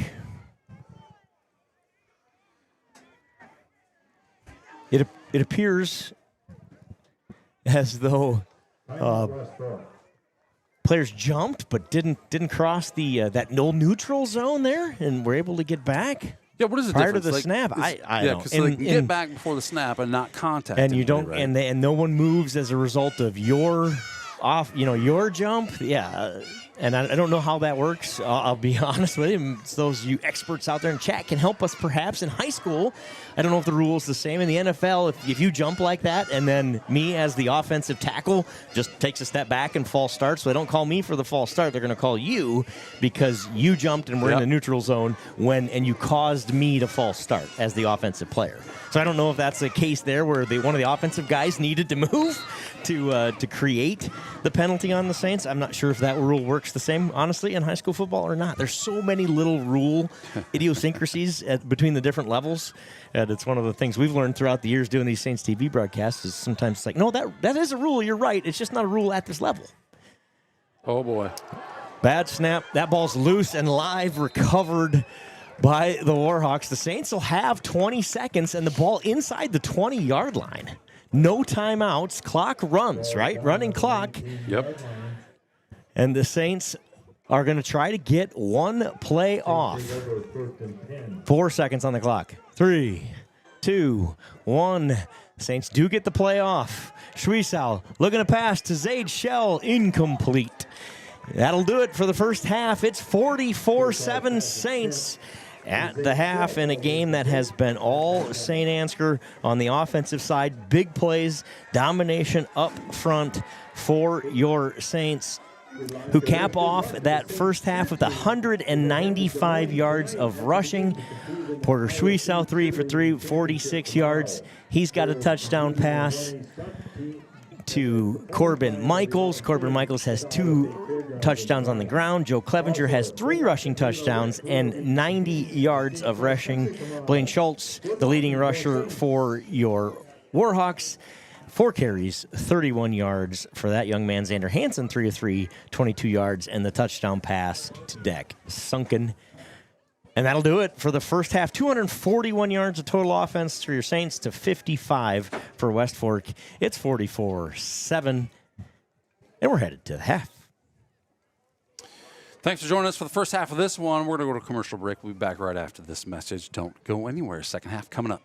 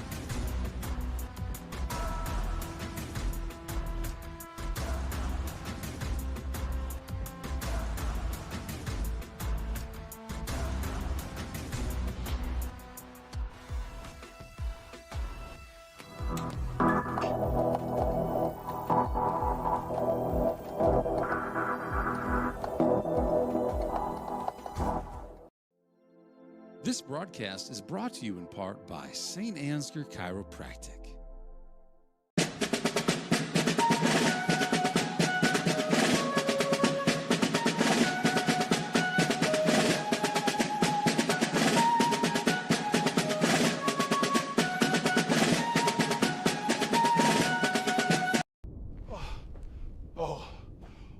Thank God. Please tell me you brought Paradise Pizza.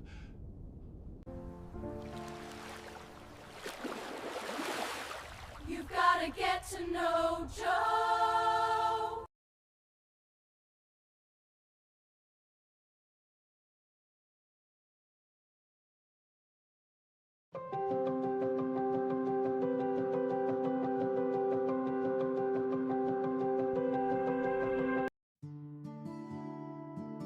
Town & Country Insurance Agency is a proud supporter of Saints TV. Sometimes, you just feel out of your element. That's when you call in a local team who knows the lay of the land. Because even when you don't play it perfectly, you've still got the team behind you. At Saint Ansgar State Bank, we're that team. For your savings, for your business, for your next big leap.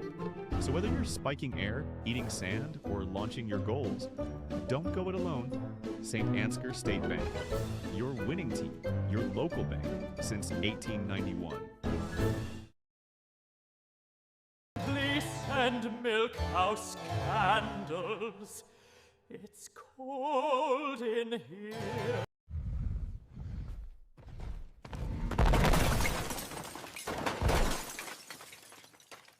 Time for a new golf cart. Miners Outdoor is major tough. Seed, chemical, nutrition, fertility. 3 Roots Ag is rooted in rural, and that's why our roots run deep.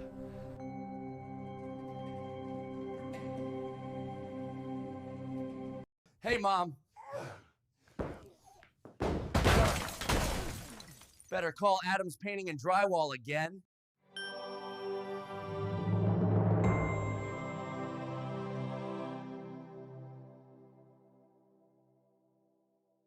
Just like a perfect figure skating routine, your financial journey deserves balance, precision, and confidence. At Saint Ansgar State Bank, we support every step, from your first savings account to your biggest leaps in life. Whether you're carving out a future for your family or spinning toward retirement, our team is here to help you land it with grace. Local roots, trusted service, financial strength that shines. Saint Ansgar State Bank is a proud sponsor of Community Champions, on the ice and beyond.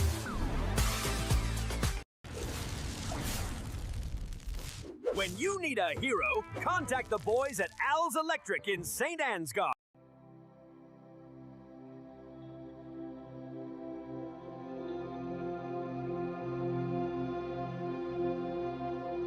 Family-owned and operated Patterson Seed is your solution to higher yields.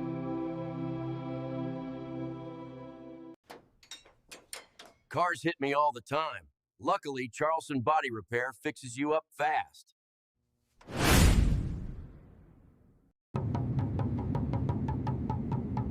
With soybeats.com, my candle making is on cloud 9.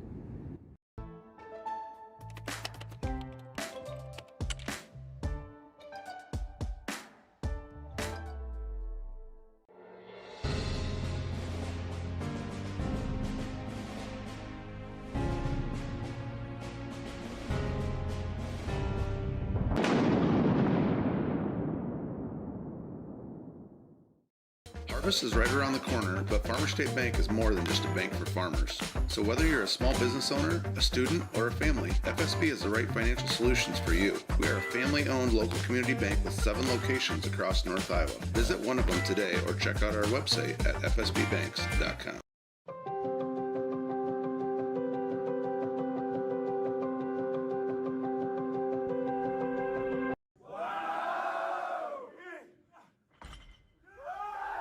Oh my goodness! At Saint Ansgar State Bank, we do the heavy lifting so that you can focus on what really matters. Saint Ansgar State Bank, celebrating 135 years. When innovation meets horsepower, great things happen. Johnson Oil keeps Absolute Energy moving, fueling their plant with off-road diesel, swapping forklift cylinders, and setting tanks for the crews that keep the work going strong. And from Absolute's locally made E85 to the roads of North Iowa and southern Minnesota, We deliver it straight to our customers. 1 mile, 1 tank, 1 partnership at a time. Because powering progress takes more than fuel. It takes trust. Johnson Oil. Contact us today for more.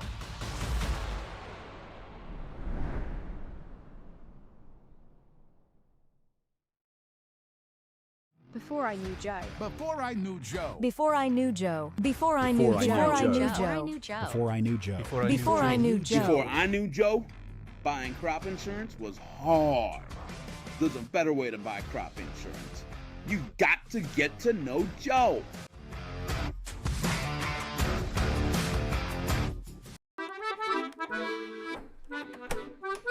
You know, there is a better way to buy crop insurance.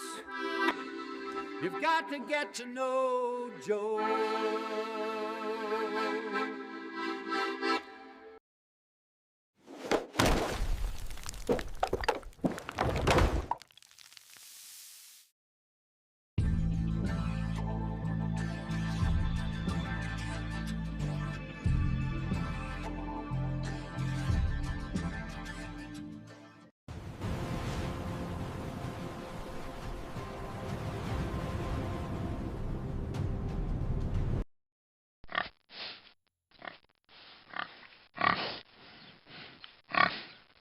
Take care of your spine. Saint Ansgar Chiropractic.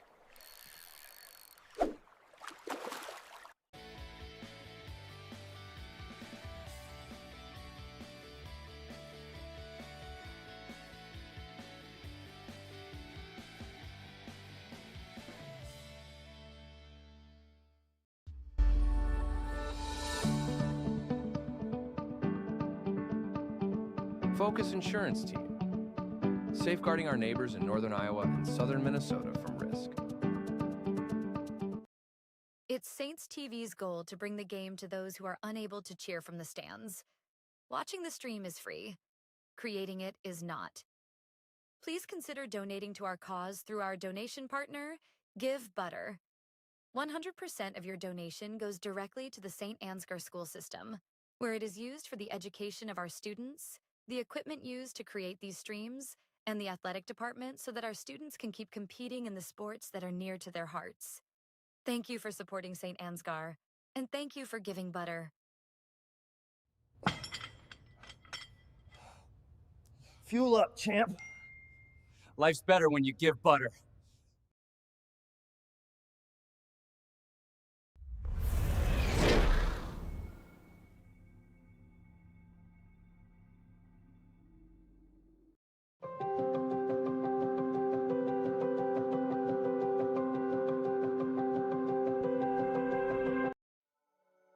Thank you, Patterson Seed and Saint Ansgar, for your generous contributions to Saints TV.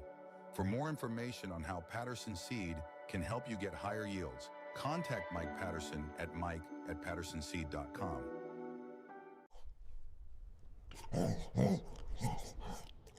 At Canine Cabin, I'm treated like a king.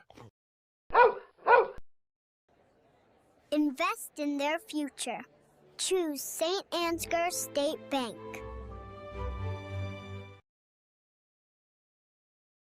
And we've got a really pretty cool rock here. This is from LR Falk Construction.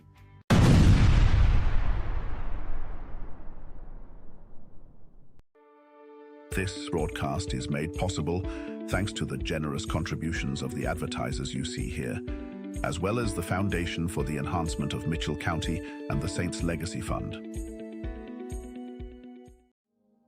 The Mitchell County Substance Abuse Coalition creates awareness of the impact of substance abuse and encourages change through collaborative prevention efforts. MCSAC meets on the fourth Tuesday of each month at 4 p.m. at the Mitchell County Courthouse in Osage. We are looking for new members to join the coalition to work together to build healthy communities within Mitchell County.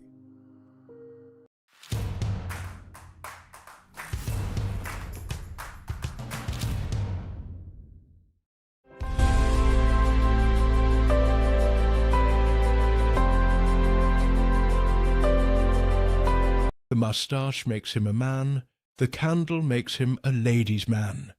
Milk House Candles, tonight's the night. life's full of bumps, but thanks to LR Falk, at least the road isn't one of them.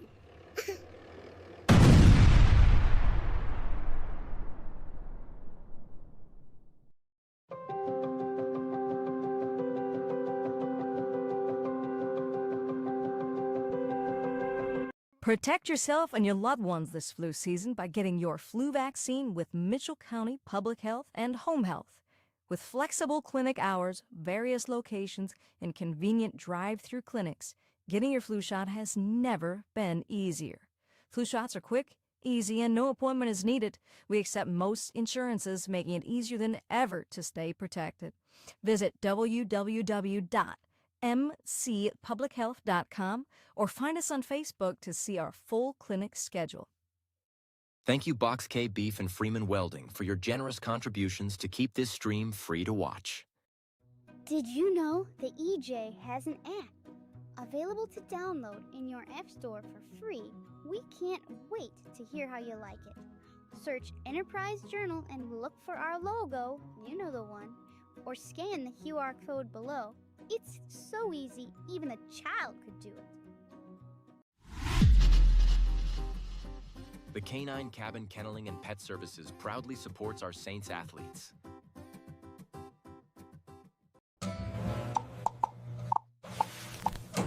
Oh my, milk house is getting bubbly.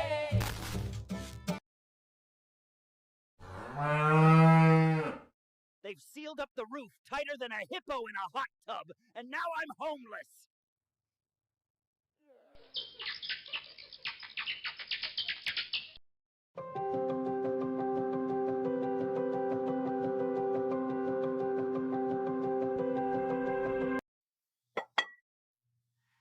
I can always find the perfect gift at Home Sweet Home in Saint Ansgar. Colbert Realtors helped us find the perfect home. Love you, guys!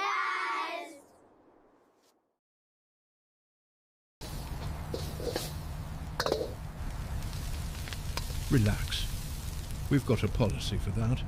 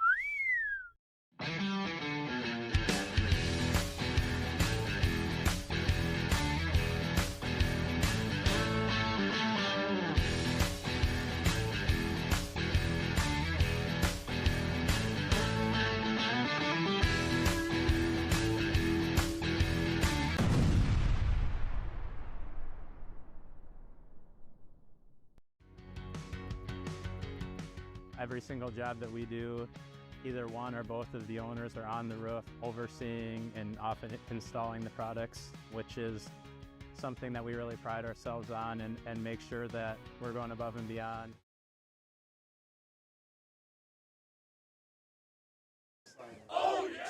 Oh my goodness, Duke, great job with the commercial transfer there. Joe, 241 yards to 47, is that accurate?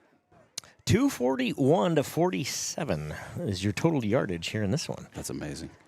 Yep, it's been all Saints here, 44-7. Let's recap. It starts with a 38-yard touchdown run from Corbin Michaels. He adds his own two-point conversion. Joe Clevenger with a 1-yard touchdown run. Schweiss with an 18-yard pass to Michaels.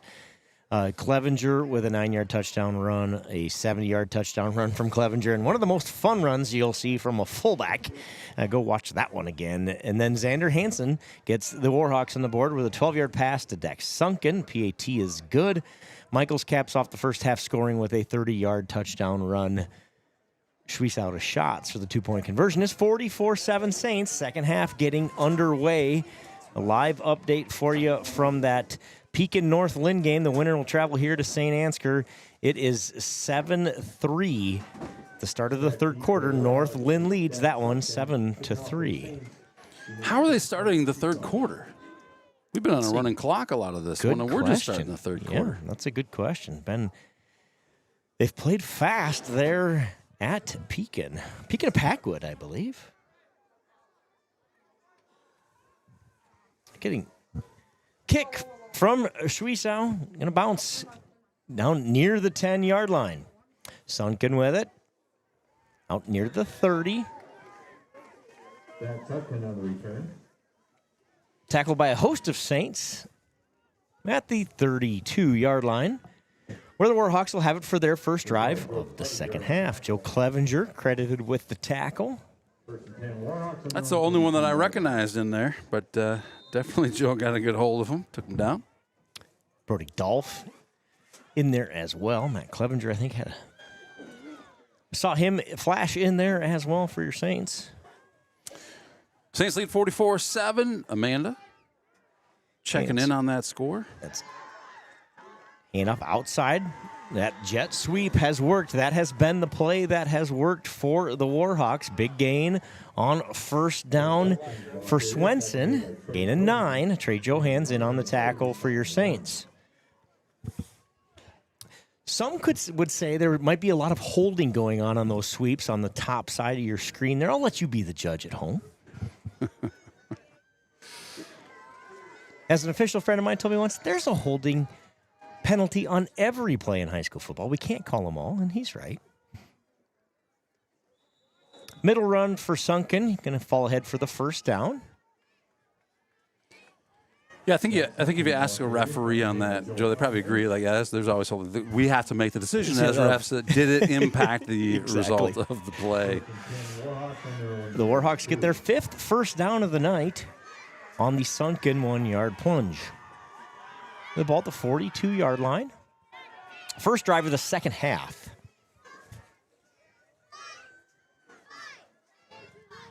Wapsie Valley, Makokata Valley in the Battle of Valleys at half, tied at 14. MMCRU, the number 1 team, leads Galen Catholic 21-0. Sunken on the left side. Better job by the Saints defense there.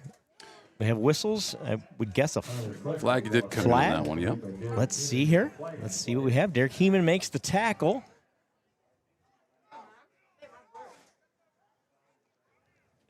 Chop block on the Warhawks. That's a 15-yarder, I believe, at the high school level.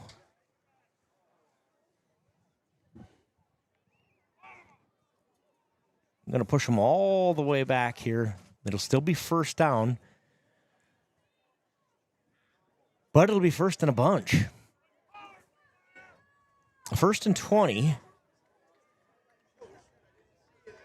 They'll erase the gain and 10-yard walk-off from the original line of scrimmage. Makes it first and 20, under 10 minutes to play. In the third quarter, the clock will run here, as long as the differential stays north of 35. Pass. It's 4th attempt of the night. Hansen finds the tight end, Reimers, over the middle. Nice completion, Hansen to Reimers. Picking up nearly all of those 20 yards on that play, Joe. They get 19 on first and 20. Second and 1, according to my Mitchell County math. Johans in on the coverage. Big play, Hansen to Reimers.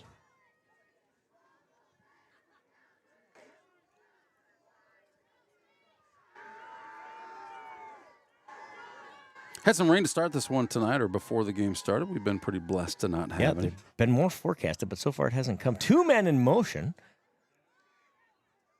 Both get set. Hansen going to chuck it deep, looking for number 7, Dornkamp. And he's got him. Dornkamp rolls into the end zone. Touchdown, Warhawks. The 49-yard completion.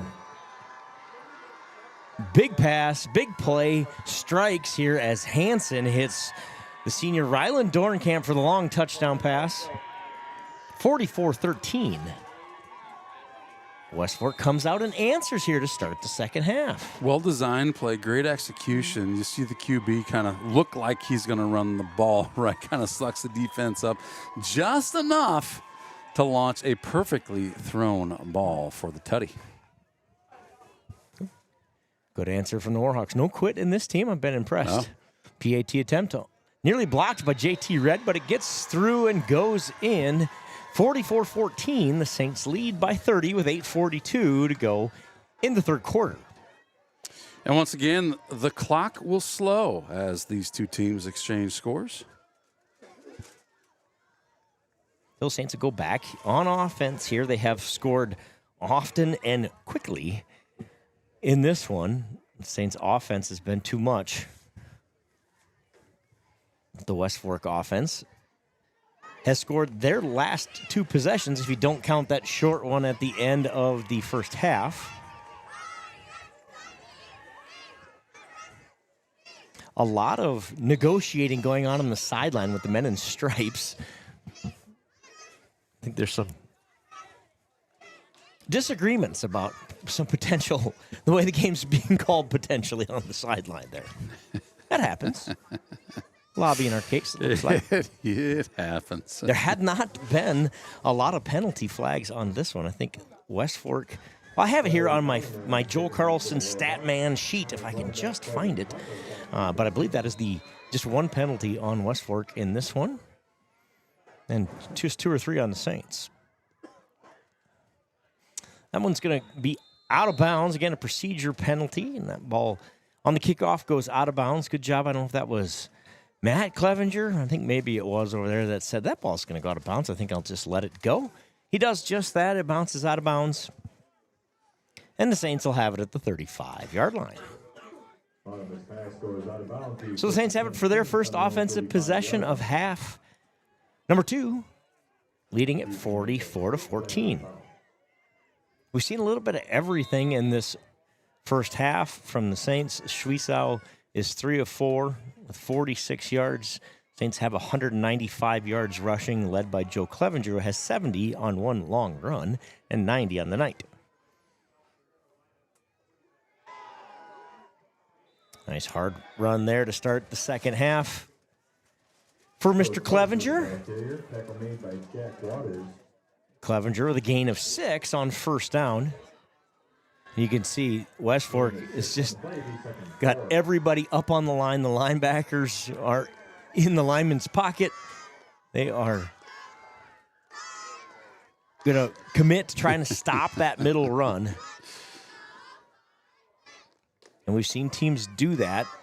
And about that time, the ball will get to Mullenbeck or Michaels outside.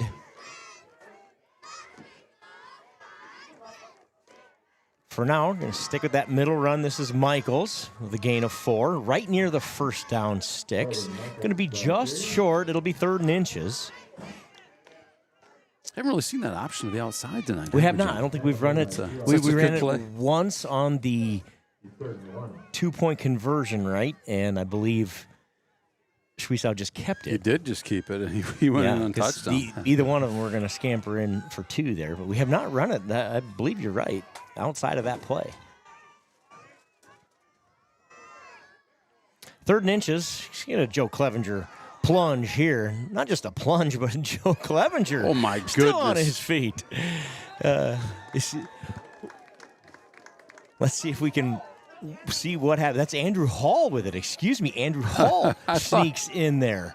I'm putting the camera down to the ground thinking he's down on the ground, and he's still on his feet. So Andrew Hall sneaks into the game on us. And Andrew Hall with a big gainer all the way out to the 39-yard line of the Warhawks. First down, Saints. I thought that was Joe. That's Andrew Hall. I thought it was Joe, too, at first, and I thought he was down. So I was double wrong on it. Great run. So where's Mullenbeck? He's on the sideline. Connor Mullenbeck not in the game here. Joe Clevenger now at that running back spot. That's why they had us fooled. So Joe Clevenger in Connor's spot, Andrew Hall into the fullback position. Joe Clevenger with the big run. And the Saints chunk yardage time, gain of 14 for Joe Clevenger. So we have Joe Clevenger and Corbin Michaels as your running backs. Andrew Hall is your fullback. Connor Mullenback looks to be okay. He's upright on the sideline, has his helmet, but is not in here to start the second half on offense for the Saints. Corbin Michaels. No, excuse me. Schweisow keeps it. Fooled me. Caught out of the backfield by Andrew Hall. Keegan Zacharias. That's Keegan. That's 28. Keegan, That's 28, Keegan. not 26. Keegan Zacharias into the game. He has the reception out of the backfield.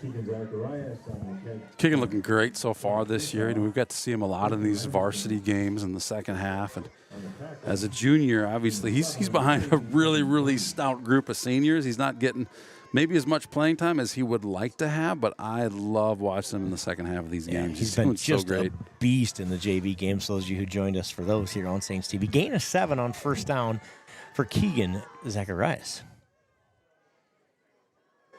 Saints mixing it up here to start the second half. This is Joe Clevenger. Joe Clevenger inside the 10, down near the 5-yard line. Another first down. Great run by Joe. Going to spot the ball down at the 8, looks like 9-yard line, something like that. Give him 9 yards. First and goal, Saints from the 7. So an 11-yard gain for Clevenger there. Makes it first and goal from the 7. Trey Johans bringing in the play. Do you suppose when he comes in, he's like, I don't care what coach says. I'm just going to tell him to throw it to me. Just call your own Think he number. ever does that? I like it. I would. Probably shouldn't if you want to play again, right? Inside handoff, nowhere to run there. Good job by Sheriff, Sunken, and others for the interior of the Warhawks defense there. They come up with the stop. Gain of 1. Second and goal from the 6. Gavin Squire, number 1, running the play in here for your Saints. Look what I found. What did you find? Livestock. We have livestock here. Happy Halloween out there. College or in high school football land. Beautiful night.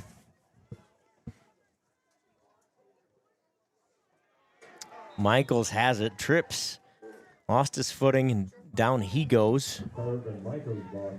Loss of 3 on the play. It'd be third and goal from the 9.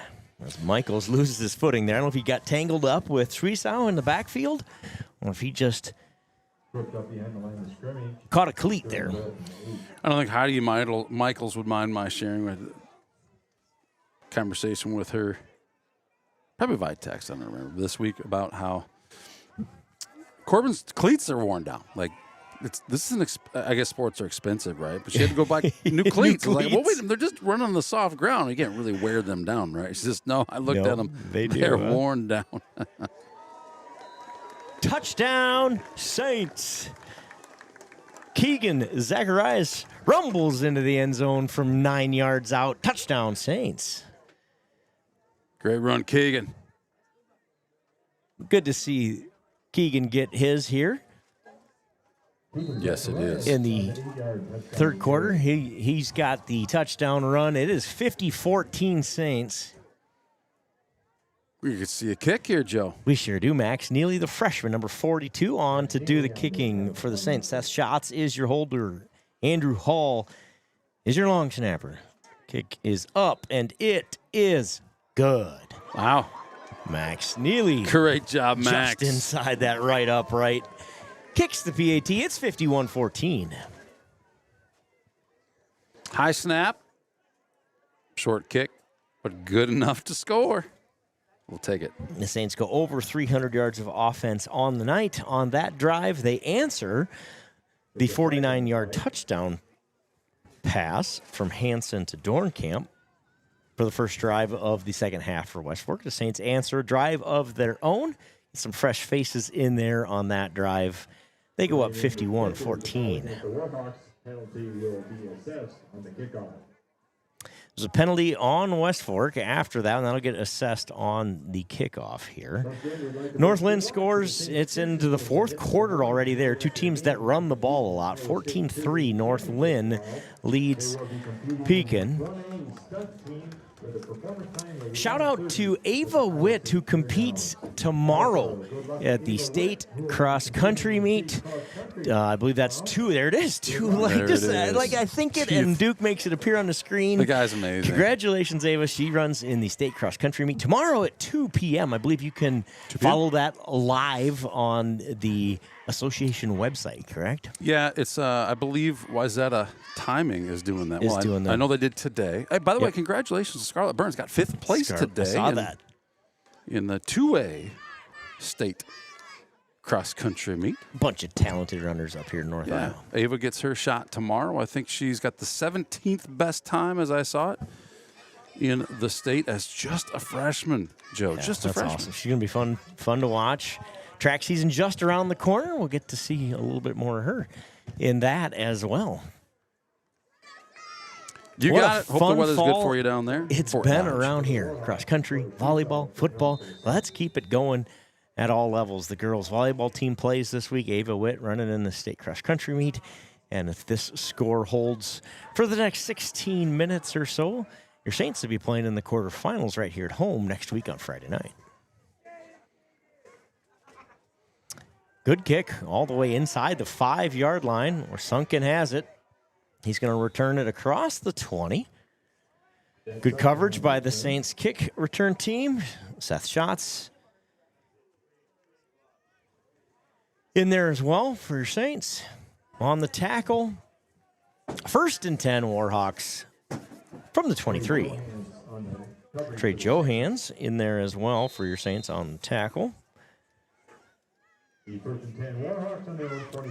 a cameraman out there, Boy Wonder. He was riding his dinosaur earlier. Must have gotten a little bit warm because the dinosaur has deflated. Didn't feed it, apparently. I don't know. It's like most of the starting defense still out there for the Saints. Reimers goes in motion for the Warhawks. Hand off. Number 10, that's Fessler. Tries that left side.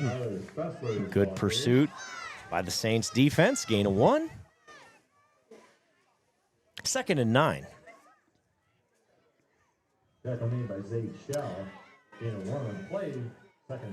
So far, since the clock started moving quick, West Fork has done a really good job of trading scores, right? To get that clock to slow back down again. Like you said, there's just no quit in this team.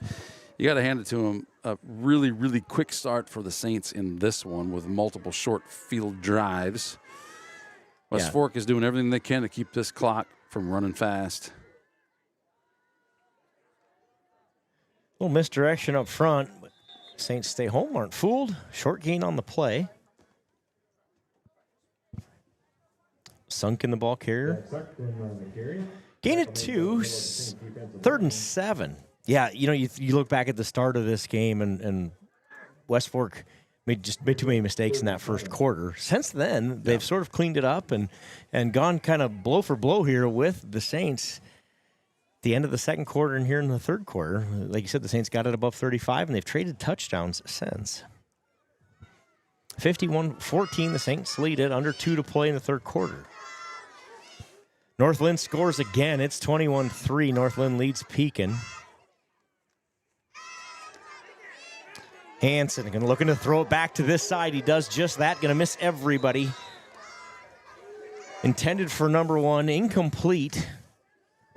It'll be 4th and 7.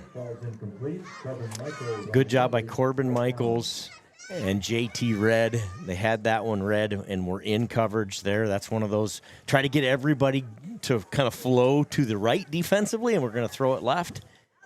Instead, the Saints stay home, and it looks like the Warhawks are going to punt it away. Michaels and Johans back, so Connor Mullenbeck's night appears to be done. He is on the sideline, upright, looks all right. Just going to give him a break here in this second half. Snap goes over the punter's head. That is a live football. He picks it up in the end zone. Going to return it. Let's see what we do here. Going to get a safety. Safety. The Saints defense comes up with the big play on the punt as the snap goes over the punter's head, rolls into the end zone. The punter, to his credit, did everything under his power to get that thing picked up and try to get it out of the end zone. But the Saints bring him down in the end zone for the safety. 53-14. The Saints score 2 on the safety. Tough break for West Fork on that. The ball's been a little hard to handle tonight anyway, as it is. Yep. But like I said, it's darn near freezing, 35 degrees out. It rained earlier. The ball's hard, cold, a little slippery. It is. It's one of those nights. So what happens now after a safety? Well, I have a feeling that the Saints are going to get the ball back. They sure will. And get the 2 points score. They get the 2 points, and now there's a free kick here is about to ensue. So you're going to see a free kick here coming up, which is going to happen from this 20-yard line, so they can essentially kind of European-style soccer kick it here is usually what you see. Let's see what they decide to do. So he's got ball in hand. Okay. This is what a free kick looks like. You can see the Saints. Are you not allowed to use a tee? Are going to come up correct, right? Yep, exactly. Ball in hand, you got to just kick it away, kind of like a punt. They do just that, and it's going to roll out of bounds at about the 45-yard line, where the Saints will have it. So they get the 2 points, plus they're going to get possession at the 45-yard line. The Saints' second-team offense, scout team, headed out to finish this one out. So Gavin Squire, number 1, is your quarterback. Logan Wagner, number 62. 74 is Zach Jensen. 54, Mason Beelan. 53, Alex Gonzalez. And your center is Ryan Baker, number 77. Let's see who your backfield is. I think we'll have Falk, number 22. Another penalty after the play on the Warhawks. It's a 10-yarder, so it'll be Saints with a 10-yard advantage. A little confusion there in the backfield. They get the ball handed off, but not much doing there. It was Falk. Grayson Falk, number 22, is your ball carrier. I think Brody Dolph, 27, is your fullback.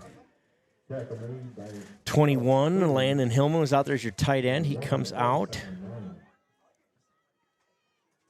24, Jevin Damon out there. I believe he'll be in there at tight end.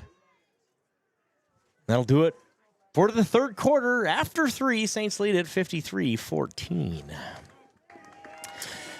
Let's take a quick commercial break. We'll be back right after this message with quarter number 4. Saints lead. Oh, great. I don't even have the scoreboard. There it is, 53-14.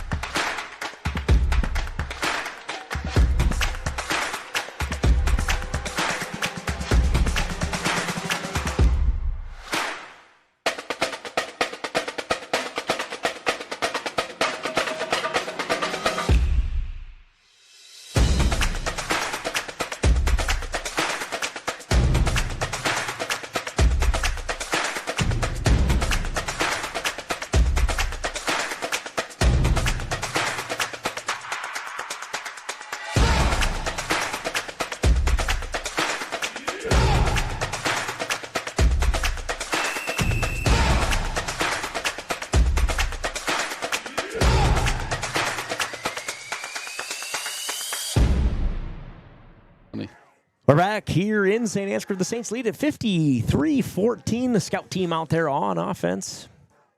Going to get a pre-snap penalty on the Warhawks. Looks like most of their starting defense still out there for the Warhawks.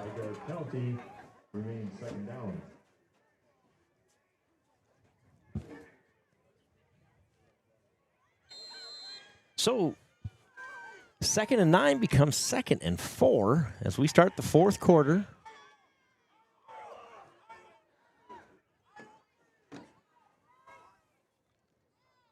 Gavin Squire under center.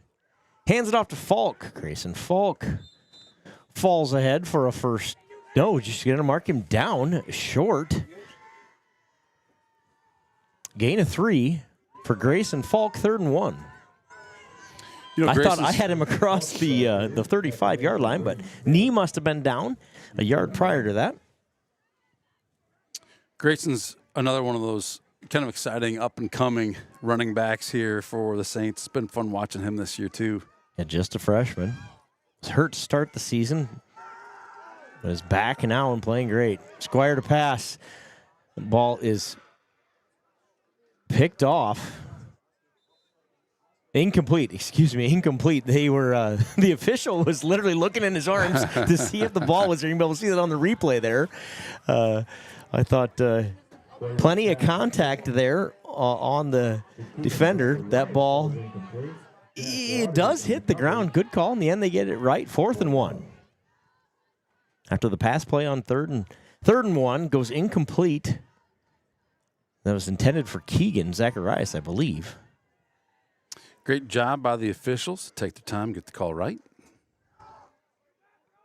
Middle, Brody Dolph. Dolph still on his feet. Down to the 30-yard line. Gain of 5. Needed 1, got 5. First down, Saints. They're going to mark him inside the 30. Good job. Second effort there. Brody, another one of those guys, just a junior, right, has played a bunch of football the last couple of years at that JV level, has looked really good. The Saints' future looks bright. A bunch of young guys that will be back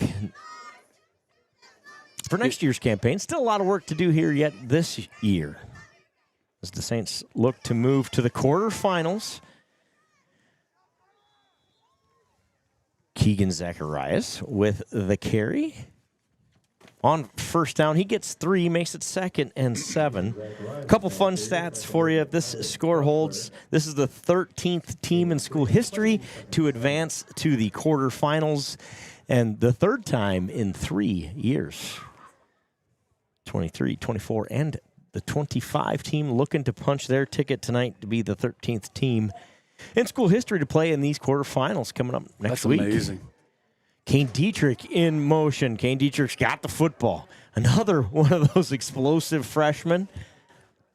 Gain of 3.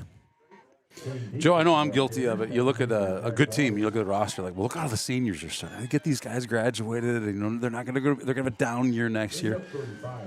Looking at these guys, I don't know. I mean, Saints always have a way of building their guys up, and the coach does such a great job of that. But and a huge part of that is these kind of games getting to play, getting some playoff experience, right? And I understand the game's out of hand, but to get those snaps and to get to play against the number 1 defense here on the other side, that's a big deal. And it's been fun to watch our second team guys move the ball up and down the field.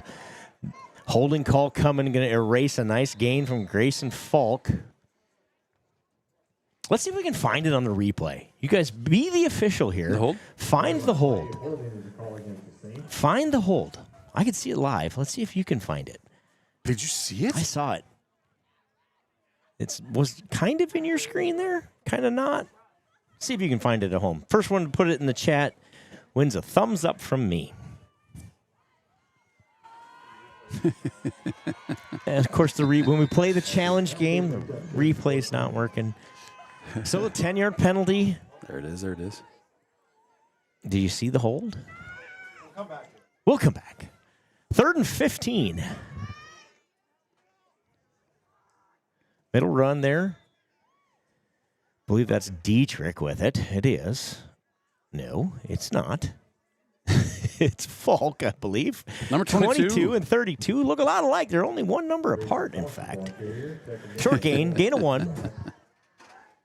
4th and 14.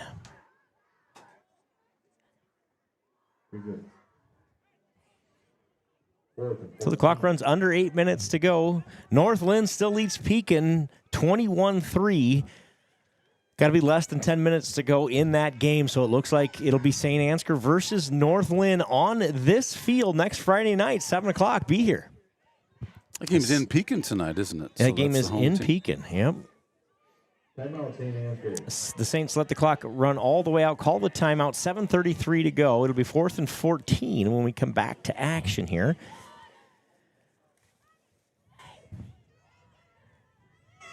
Now, Pekin unable to move the ball against North Lynn tonight. I've watched parts of that game, just glanced down. Every time I look down, North Lynn is in Pekin's backfield making a tackle. So there, that one's been all North Lynn. Wapsie Valley leads 21-14 over Maquoketa Valley. That game was that way last time. Maquoketa Valley actually led that game at half, and then in the second half, Wapsie Valley just wore them out with Hunter Curley. They've got a Corbin Michaels style guy of their own, just a little taller version of Corbin Michaels, but he runs very similarly, and they hand it to him a bunch in the third and fourth quarters. They're doing that again tonight. They have the lead at 21-14 and are driving. They're in the red zone again in that one. Other game in Mitchell County, score update there. Osage just scored a touchdown to take the lead 27-7 over Hampton-Dumont Cal. They are approaching the end of the third quarter in that one. 4th and 14 here, 7:33 to go. In the fourth quarter, second team offense out there for the Saints. Gavin Squire back to pass. Looking for Johans. He's got Johans through the fingers. It goes incomplete, and the Saints will turn it over on downs. I believe that is the first drive of the playoffs that have ended without points for your Saints. Unless you count the one at the end of the first half, I guess, with, 20 seconds to go or 18 seconds in a running clock. Yep, Saints got the one turn it over on downs. Saints second team defense takes the field here. Joe Clevenger and Matt Clevenger coming off the field together. Good job, boys. All right, your defensive line looks like Brody Dolph, Zach Jensen, Mason Beeland, and Logan Wagner. We'll get your linebackers on the next play. Sunken with the carry on first down, gets 4, makes it 2nd and 6. Grayson Falk, number 22, I think I see him out there, 28, Keegan Zacharias. 10, JT Red, 8 is Mr. Johans. Number 4, Zaid Shell.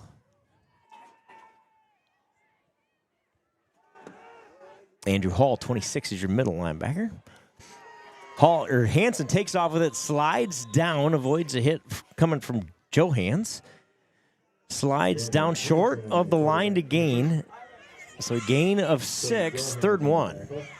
In the NFL, they mark that thing back like 5 yards. You ever seen that on when a quarterback slides in the NFL? It's like, no, he thought about sliding back here, so we're going to call him down back here. It's kind of where he starts to go down right, or something. Wherever you make that first flinch. Yeah, we'll protect you. We'll keep guys from hitting you. Well, this is going to cost you yards, mister. Big time. That's the trade-off, I guess. 3rd and 1. Hansen under center. Going to throw it. On 3rd and 1, now he's going to take off and run. Nowhere to go, so he takes off and runs up the sideline into Saints territory. Good run by Xander Hansen. Can we talk about that Give Butter link up there? You don't have to scan it. You can mail a check if you want. I think that was in the ad earlier, but it's if you want that address, it's Saints TV, P.O. Box 371 in Saint Ansgar. But we got some people scanning tonight. Thank you, Teresa May. Thank you, Tony Michaels. Thank you, Susan Hall and Deborah Pitson, for your generous contributions to keep Saints TV free to watch. Hansen with a 15-yard scamper on 3rd and 1. Gives the Warhawks a first down. Keegan Zacharias tackles Sunken after a gain of 3. Give him 4, 2nd and 6. Gain of 3 on the play, he's 2nd and 7. Once again, as a reminder, we'd like to have both teams and fans wait for the presentation of the awards. As the clock winds down here on a great week in St. Ansgar sports, the girls volleyball team advances to state. Ava Witt runs tomorrow in the cross-country meet, and your Saints football team will play in the quarterfinals. What a great week, a great time to be a Saint. Sunken with the carry, tackled by Hall. Tackle made by Andrew Hall. Joey, it is such a great time to be a Saint. So what's the guarantees? Guarantees, Ava Witt tomorrow, 2 o'clock. Good luck, Ava. Girls volleyball Tuesday at 6 o'clock in Coralville. And then we'll be here on Friday night at 7 p.m. on Friday night. MMCRU up big, it looks like. The number 1 team beats going to beat Galen Catholic, who beat West Hancock last week. Hanson rolls out, finds a receiver. Well defended by Joe Hans. Hanson's pass is complete to Riker Reimers. Trade Joe Hans on the coverage. But Reimers hauls in the catch. That's actually number 9, Seth Schatz, not number 8. You see 8 there in your frame as well, but Seth Schatz in on the coverage. Gain of 11. Joe, I thought it was number 8 too. I really did. All the way through that thing, I thought it was number 8. I had to look at the replay. That's why we have replay here on Saints TV. You never know. So Joe can get it right. That's right. Sunken with the carry up the middle. Back Sunken. Inside the 5. Sunken tackle just shy of the goal line. You know, somebody ahead of this game said it was going to be 54-14, and they were feeling pretty smart. But now, alas. JT Red, Saints nice need to move stop there. here. Help him clear the grass out of the helmet. First and goal from the 2. The Saints second team defense in there. Corbin Rashavi, Alex Gonzalez, Logan Wagner, Brody Dolph, all up there in the defensive front. Handoff inside, a mass of humanity. No touchdown. Second down. 66, Mickey Nielsen. 24, Jevin Damon in there for your Saints. No gain.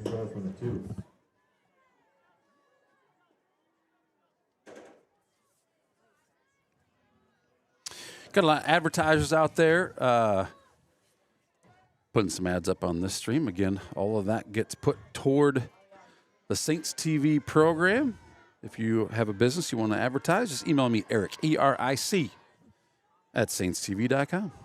Pitch, toss, Sunken into the end zone. Touchdown, Warhawks. 53-20. Sunken rolls in from 2 yards out. His second touchdown of the night. 1 receiving, 1 on the ground. And with 1:27 to go in the game, the Saints lead 53-20. And once again, Joe, the clock will slow. It will.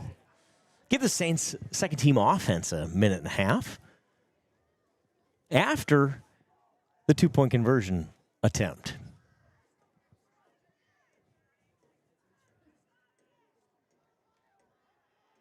Hanson. Nice job. JT Red, as we call him here. Jagger Trenton knocks that one away, intended for Rylan. What's Rylan's last name? Number 7, Rylan Dornkamp, the senior. 2-point conversion attempt falls incomplete. 53-20 with 1:27 to go. Watch old JT right here read this one. He's like, this is the touchdown play. This is Sunken in from 2 yards. I hold the phone. He says, let's watch this JT Red read on this 2-point conversion attempt. Can we? The magic of technology. He did a great job. He did a great job defending that pass. I can't wait to see it again. Here it is. It's like, where are you going, fella?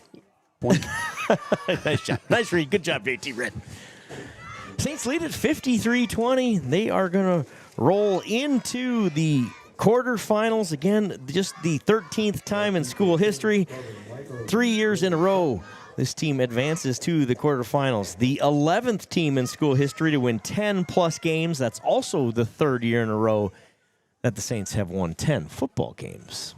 It's the 23 and 24 versions do it as well. I believe you said after the undefeated regular season, was that the 14th time? Saints history that happened. Yep, that was the 14th time that has happened. Win 10 games for the 11th time and reach the quarterfinals for the 13th time. A bunch of great play here From your Saints in the 2025 football season, Corbin Michaels has it. Going to just take a knee across the 20-yard line. Save a little wear and tear on the body. Why not? Smart move, Corbin Michaels. So the Saints will play North Lynn. They win 21-3, so North Lynn will travel to Saint Ansgar. North Lynn, a top 5 ranked team throughout the season until that bad loss at Wapsie Valley. I don't remember the final, but it was something in the 40-0 range. Like I said, that was a 4 versus 5 matchup at the time. So a good team in North Lynn coming to town next week to face off against the Saints for a shot at the Dome. The Saints' second-team offense is just going to take a couple of knees, and this one will be over. Congratulations to the Saints. They move into the quarterfinals for the 13th time in school history. They're going to win it 53-20. Stick around. There will be an awards presentation after this one, so you don't want to miss that. Stick around for that. Yeah, I believe there's no hardware after the first round. We learned that, right? But after the second round, the state issues like a state appearance plaque, essentially. So the Warhawks will receive that. Hard-fought game. Like I said, they didn't quit. This game couldn't have started any worse for them. They played their butts off here from that point forward. And really stayed in it, showed a lot of heart in this game. They've got some good athletes. A bunch of these guys are going to be back. This won't be the last we hear of this West Fork Warhawk football team. I have a feeling the Saints move to 17-0 all-time versus these Warhawks. They win it 53-20 and advance to the state quarterfinals next week versus North Lynn right here in Saint Ansgar.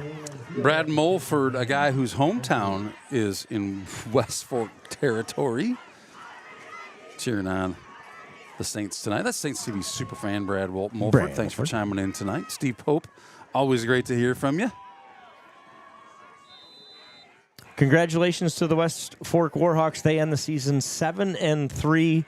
A great season for this Warhawk football team as well. They have a fantastic season. Beat Nashua Plainfield in the playoffs last week in overtime to advance to this game. So hats off to them. Hard-fought game. Well played. Congratulations on a 7-3 season. The handshake line here, you can see the mass of humanity in center field. That looks awesome on the cam there. Just both teams have really good numbers, and it's fun to see that. Good to see that. Yeah. We'll hang around here quick for the awards presentation. Thanks to statistician Joel Carlson, who keeps us up to date with all of the cool stats that you see there across the screen. Thanks to Duke Scoop, the production and technology manager here at Saints TV, and of course, Mr. Candle Genius on the end, the brains and the brawn behind all of this. Yeah, that tech that you got there with those stats has been great tonight, Duke, so thank you for that. And Bananorama, thank you. Well, he's out of here now. We lost our student production help. Hammer Time, thank you, Hammer Time. I see that. Our sideline cam operators. We never got Poncho. Where's Poncho? Where is he at? I think he's still down there on the job. Poncho was working it. He heard the announcement about the awards. He wants to make sure he gets you the best camera angle we can. Look at that. He has got he's got the rain gear figured out. He does. I said, I don't think you want that thing. It's too big. And he's like, well, I'm going to go stick my face in it then. Next Friday, right back here in St. Ansgar. Now we honor West Fork for an outstanding season. The trophy and medals that you are receiving are in recognition of a great season. Congratulations to Cole Westhoff on making it to the playoffs, and congratulations, Warhawks.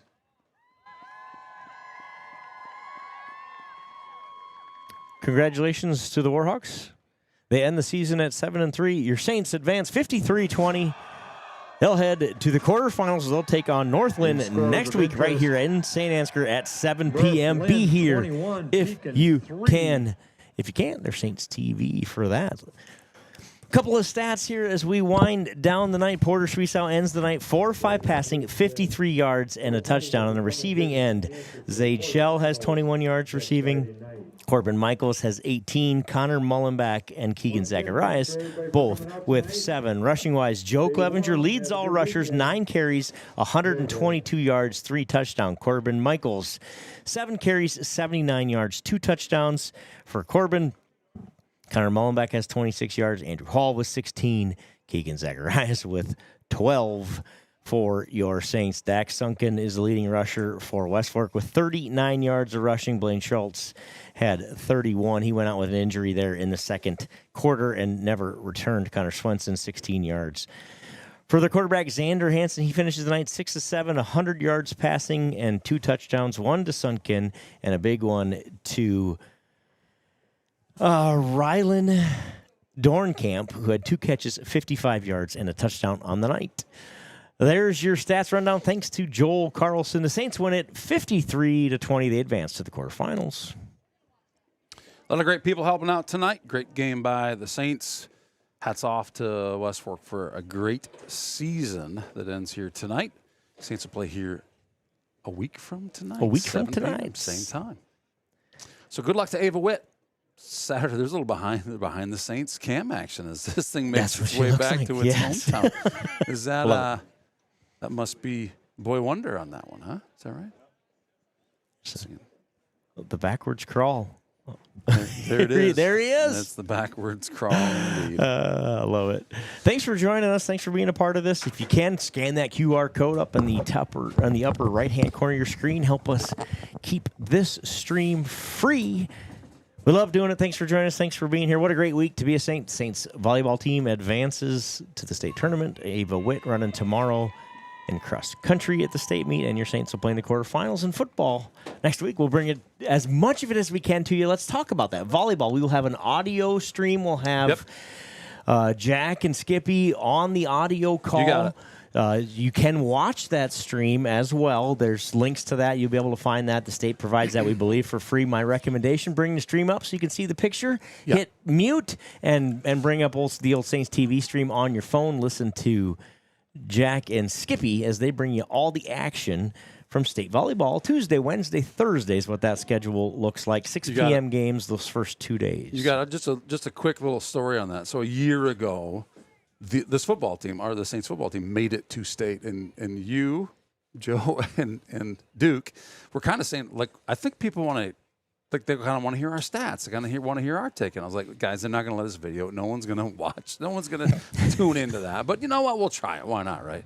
So many of you listen to us. They watch the game, right? Watch the game, but listen to us. They wanted to hear the Saints stats, things that they maybe weren't getting. The opinion, the not your average opinion. And so what a success that was. And it was so much fun. We did it again for baseball last summer. Right. I don't know if you know this or not, but the Saints baseball team won a state championship. Rumor has it. What fun that was. But same Allegedly. thing. We couldn't do the video broadcast, but we did the audio, and people just love listening to it. So we're like, you know what? We're just going to do this from now on. So we're going to do it for the girls. We hope to win Friday night and do it again for the boys at state, but one game at a time. Obviously, the boys have one more game to win to qualify for that one. Girls have done it. They'll be there Tuesday. We will be doing the audio broadcast. It's going to be right here, Saints TV. Like, you don't need to go to a different place to listen to that. Mama Cass is putting together a nice slideshow for us so we can watch some highlights or photographs, I'll say. A nice photographic slideshow of the girls throughout the season. So I think it'll be fun just to tune in, just listen in. And obviously, I believe that game will be free to watch. I'm not even sure how to confirm that in this moment. Yep. But and I couldn't tell you either what platform it's on, but we'll be putting some stuff out there so you can find it. We'll put some stuff out there so you can find it. Yep. But tune in. Skip and Jack, Tuesday night, 6 o'clock. Girls. That'll volleyball. Be fun to cap everything off. Think about the run. Let's just talk about that just for a second. Let's go back to, because it's near and dear to my heart. The 2023 baseball team qualifies for the state tournament. The 2024 track team wins. The girls win the state championship in track, correct? Yes, they do. I think that was 24. And 25, they finished runner-up. The Saints baseball team wins the state tournament in baseball. The Saints volleyball team in 2025 has advanced to the state tournament as the number 1 seed. The Saints football team is the number 2 seed, playing in the quarterfinals next week. Ava Witt's running cross country. I mean, it's just what a run. What a run. I go places. I get the opportunity to travel all over North Iowa and talk to people from different schools, and that's the first question I get. What are you feeding your children in Mitchell County. And what it's just awesome, and it's a reflection, I think, of the great people that we have involved in our programs here. That's what I tell people. It's about the people, the teachers, really the coaches, the administration, everybody kind of pulling on the rope. And then, of course, it's the kids, right, that are committed and willing to do all of that, to get up in the mornings and go put in that weight room work and that agilities and performance training that we do throughout the year. And none of this is possible without the kids saying, well, yeah, we'll do that. It's great to have leaders. We've got to have people willing to do all that. But, at the end of the day, the kids have to go out and do it. Yeah. And our kids here do that. Hats off to them because what a run it's been on. Let's go finish this thing on a high note in the fall of 2025 and then just keep that train rolling.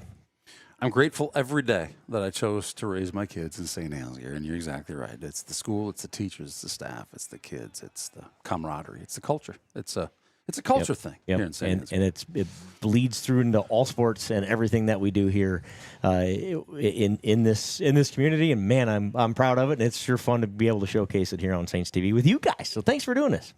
Yeah, that's why you got to use the QR code and donate. Because that's right. Like with all these kids going to these state tournaments, all those extra bus trips and extra fees, got to feed the kids and all that. So it's not cheap being successful like this. It's so great point. So Travis, I'm glad you said that because the reality is, as a 1A school and a Class A district in football, funds are always limited in these smaller schools, but it doesn't cost less to hire the referees. It doesn't cost less to buy the uniforms. And when you have a team of, look at the number of kids, of 50 kids out for football every year, we're delighted that we can, as Saints TV, play a role in making sure that these kids do have fresh uniforms on their backs, that we do have the budget to pay the refs to referee these games, because obviously the athletics are just a part of going to public school.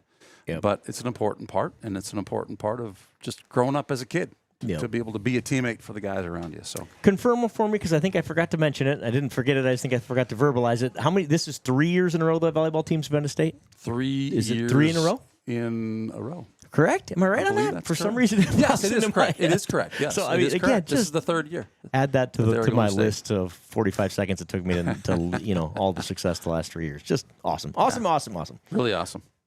Thanks for joining us tonight. We're going to see you Tuesday night at the state tournament, or at least you'll hear us, and then we'll be back here 7 o'clock p.m. Friday. Toodaloo.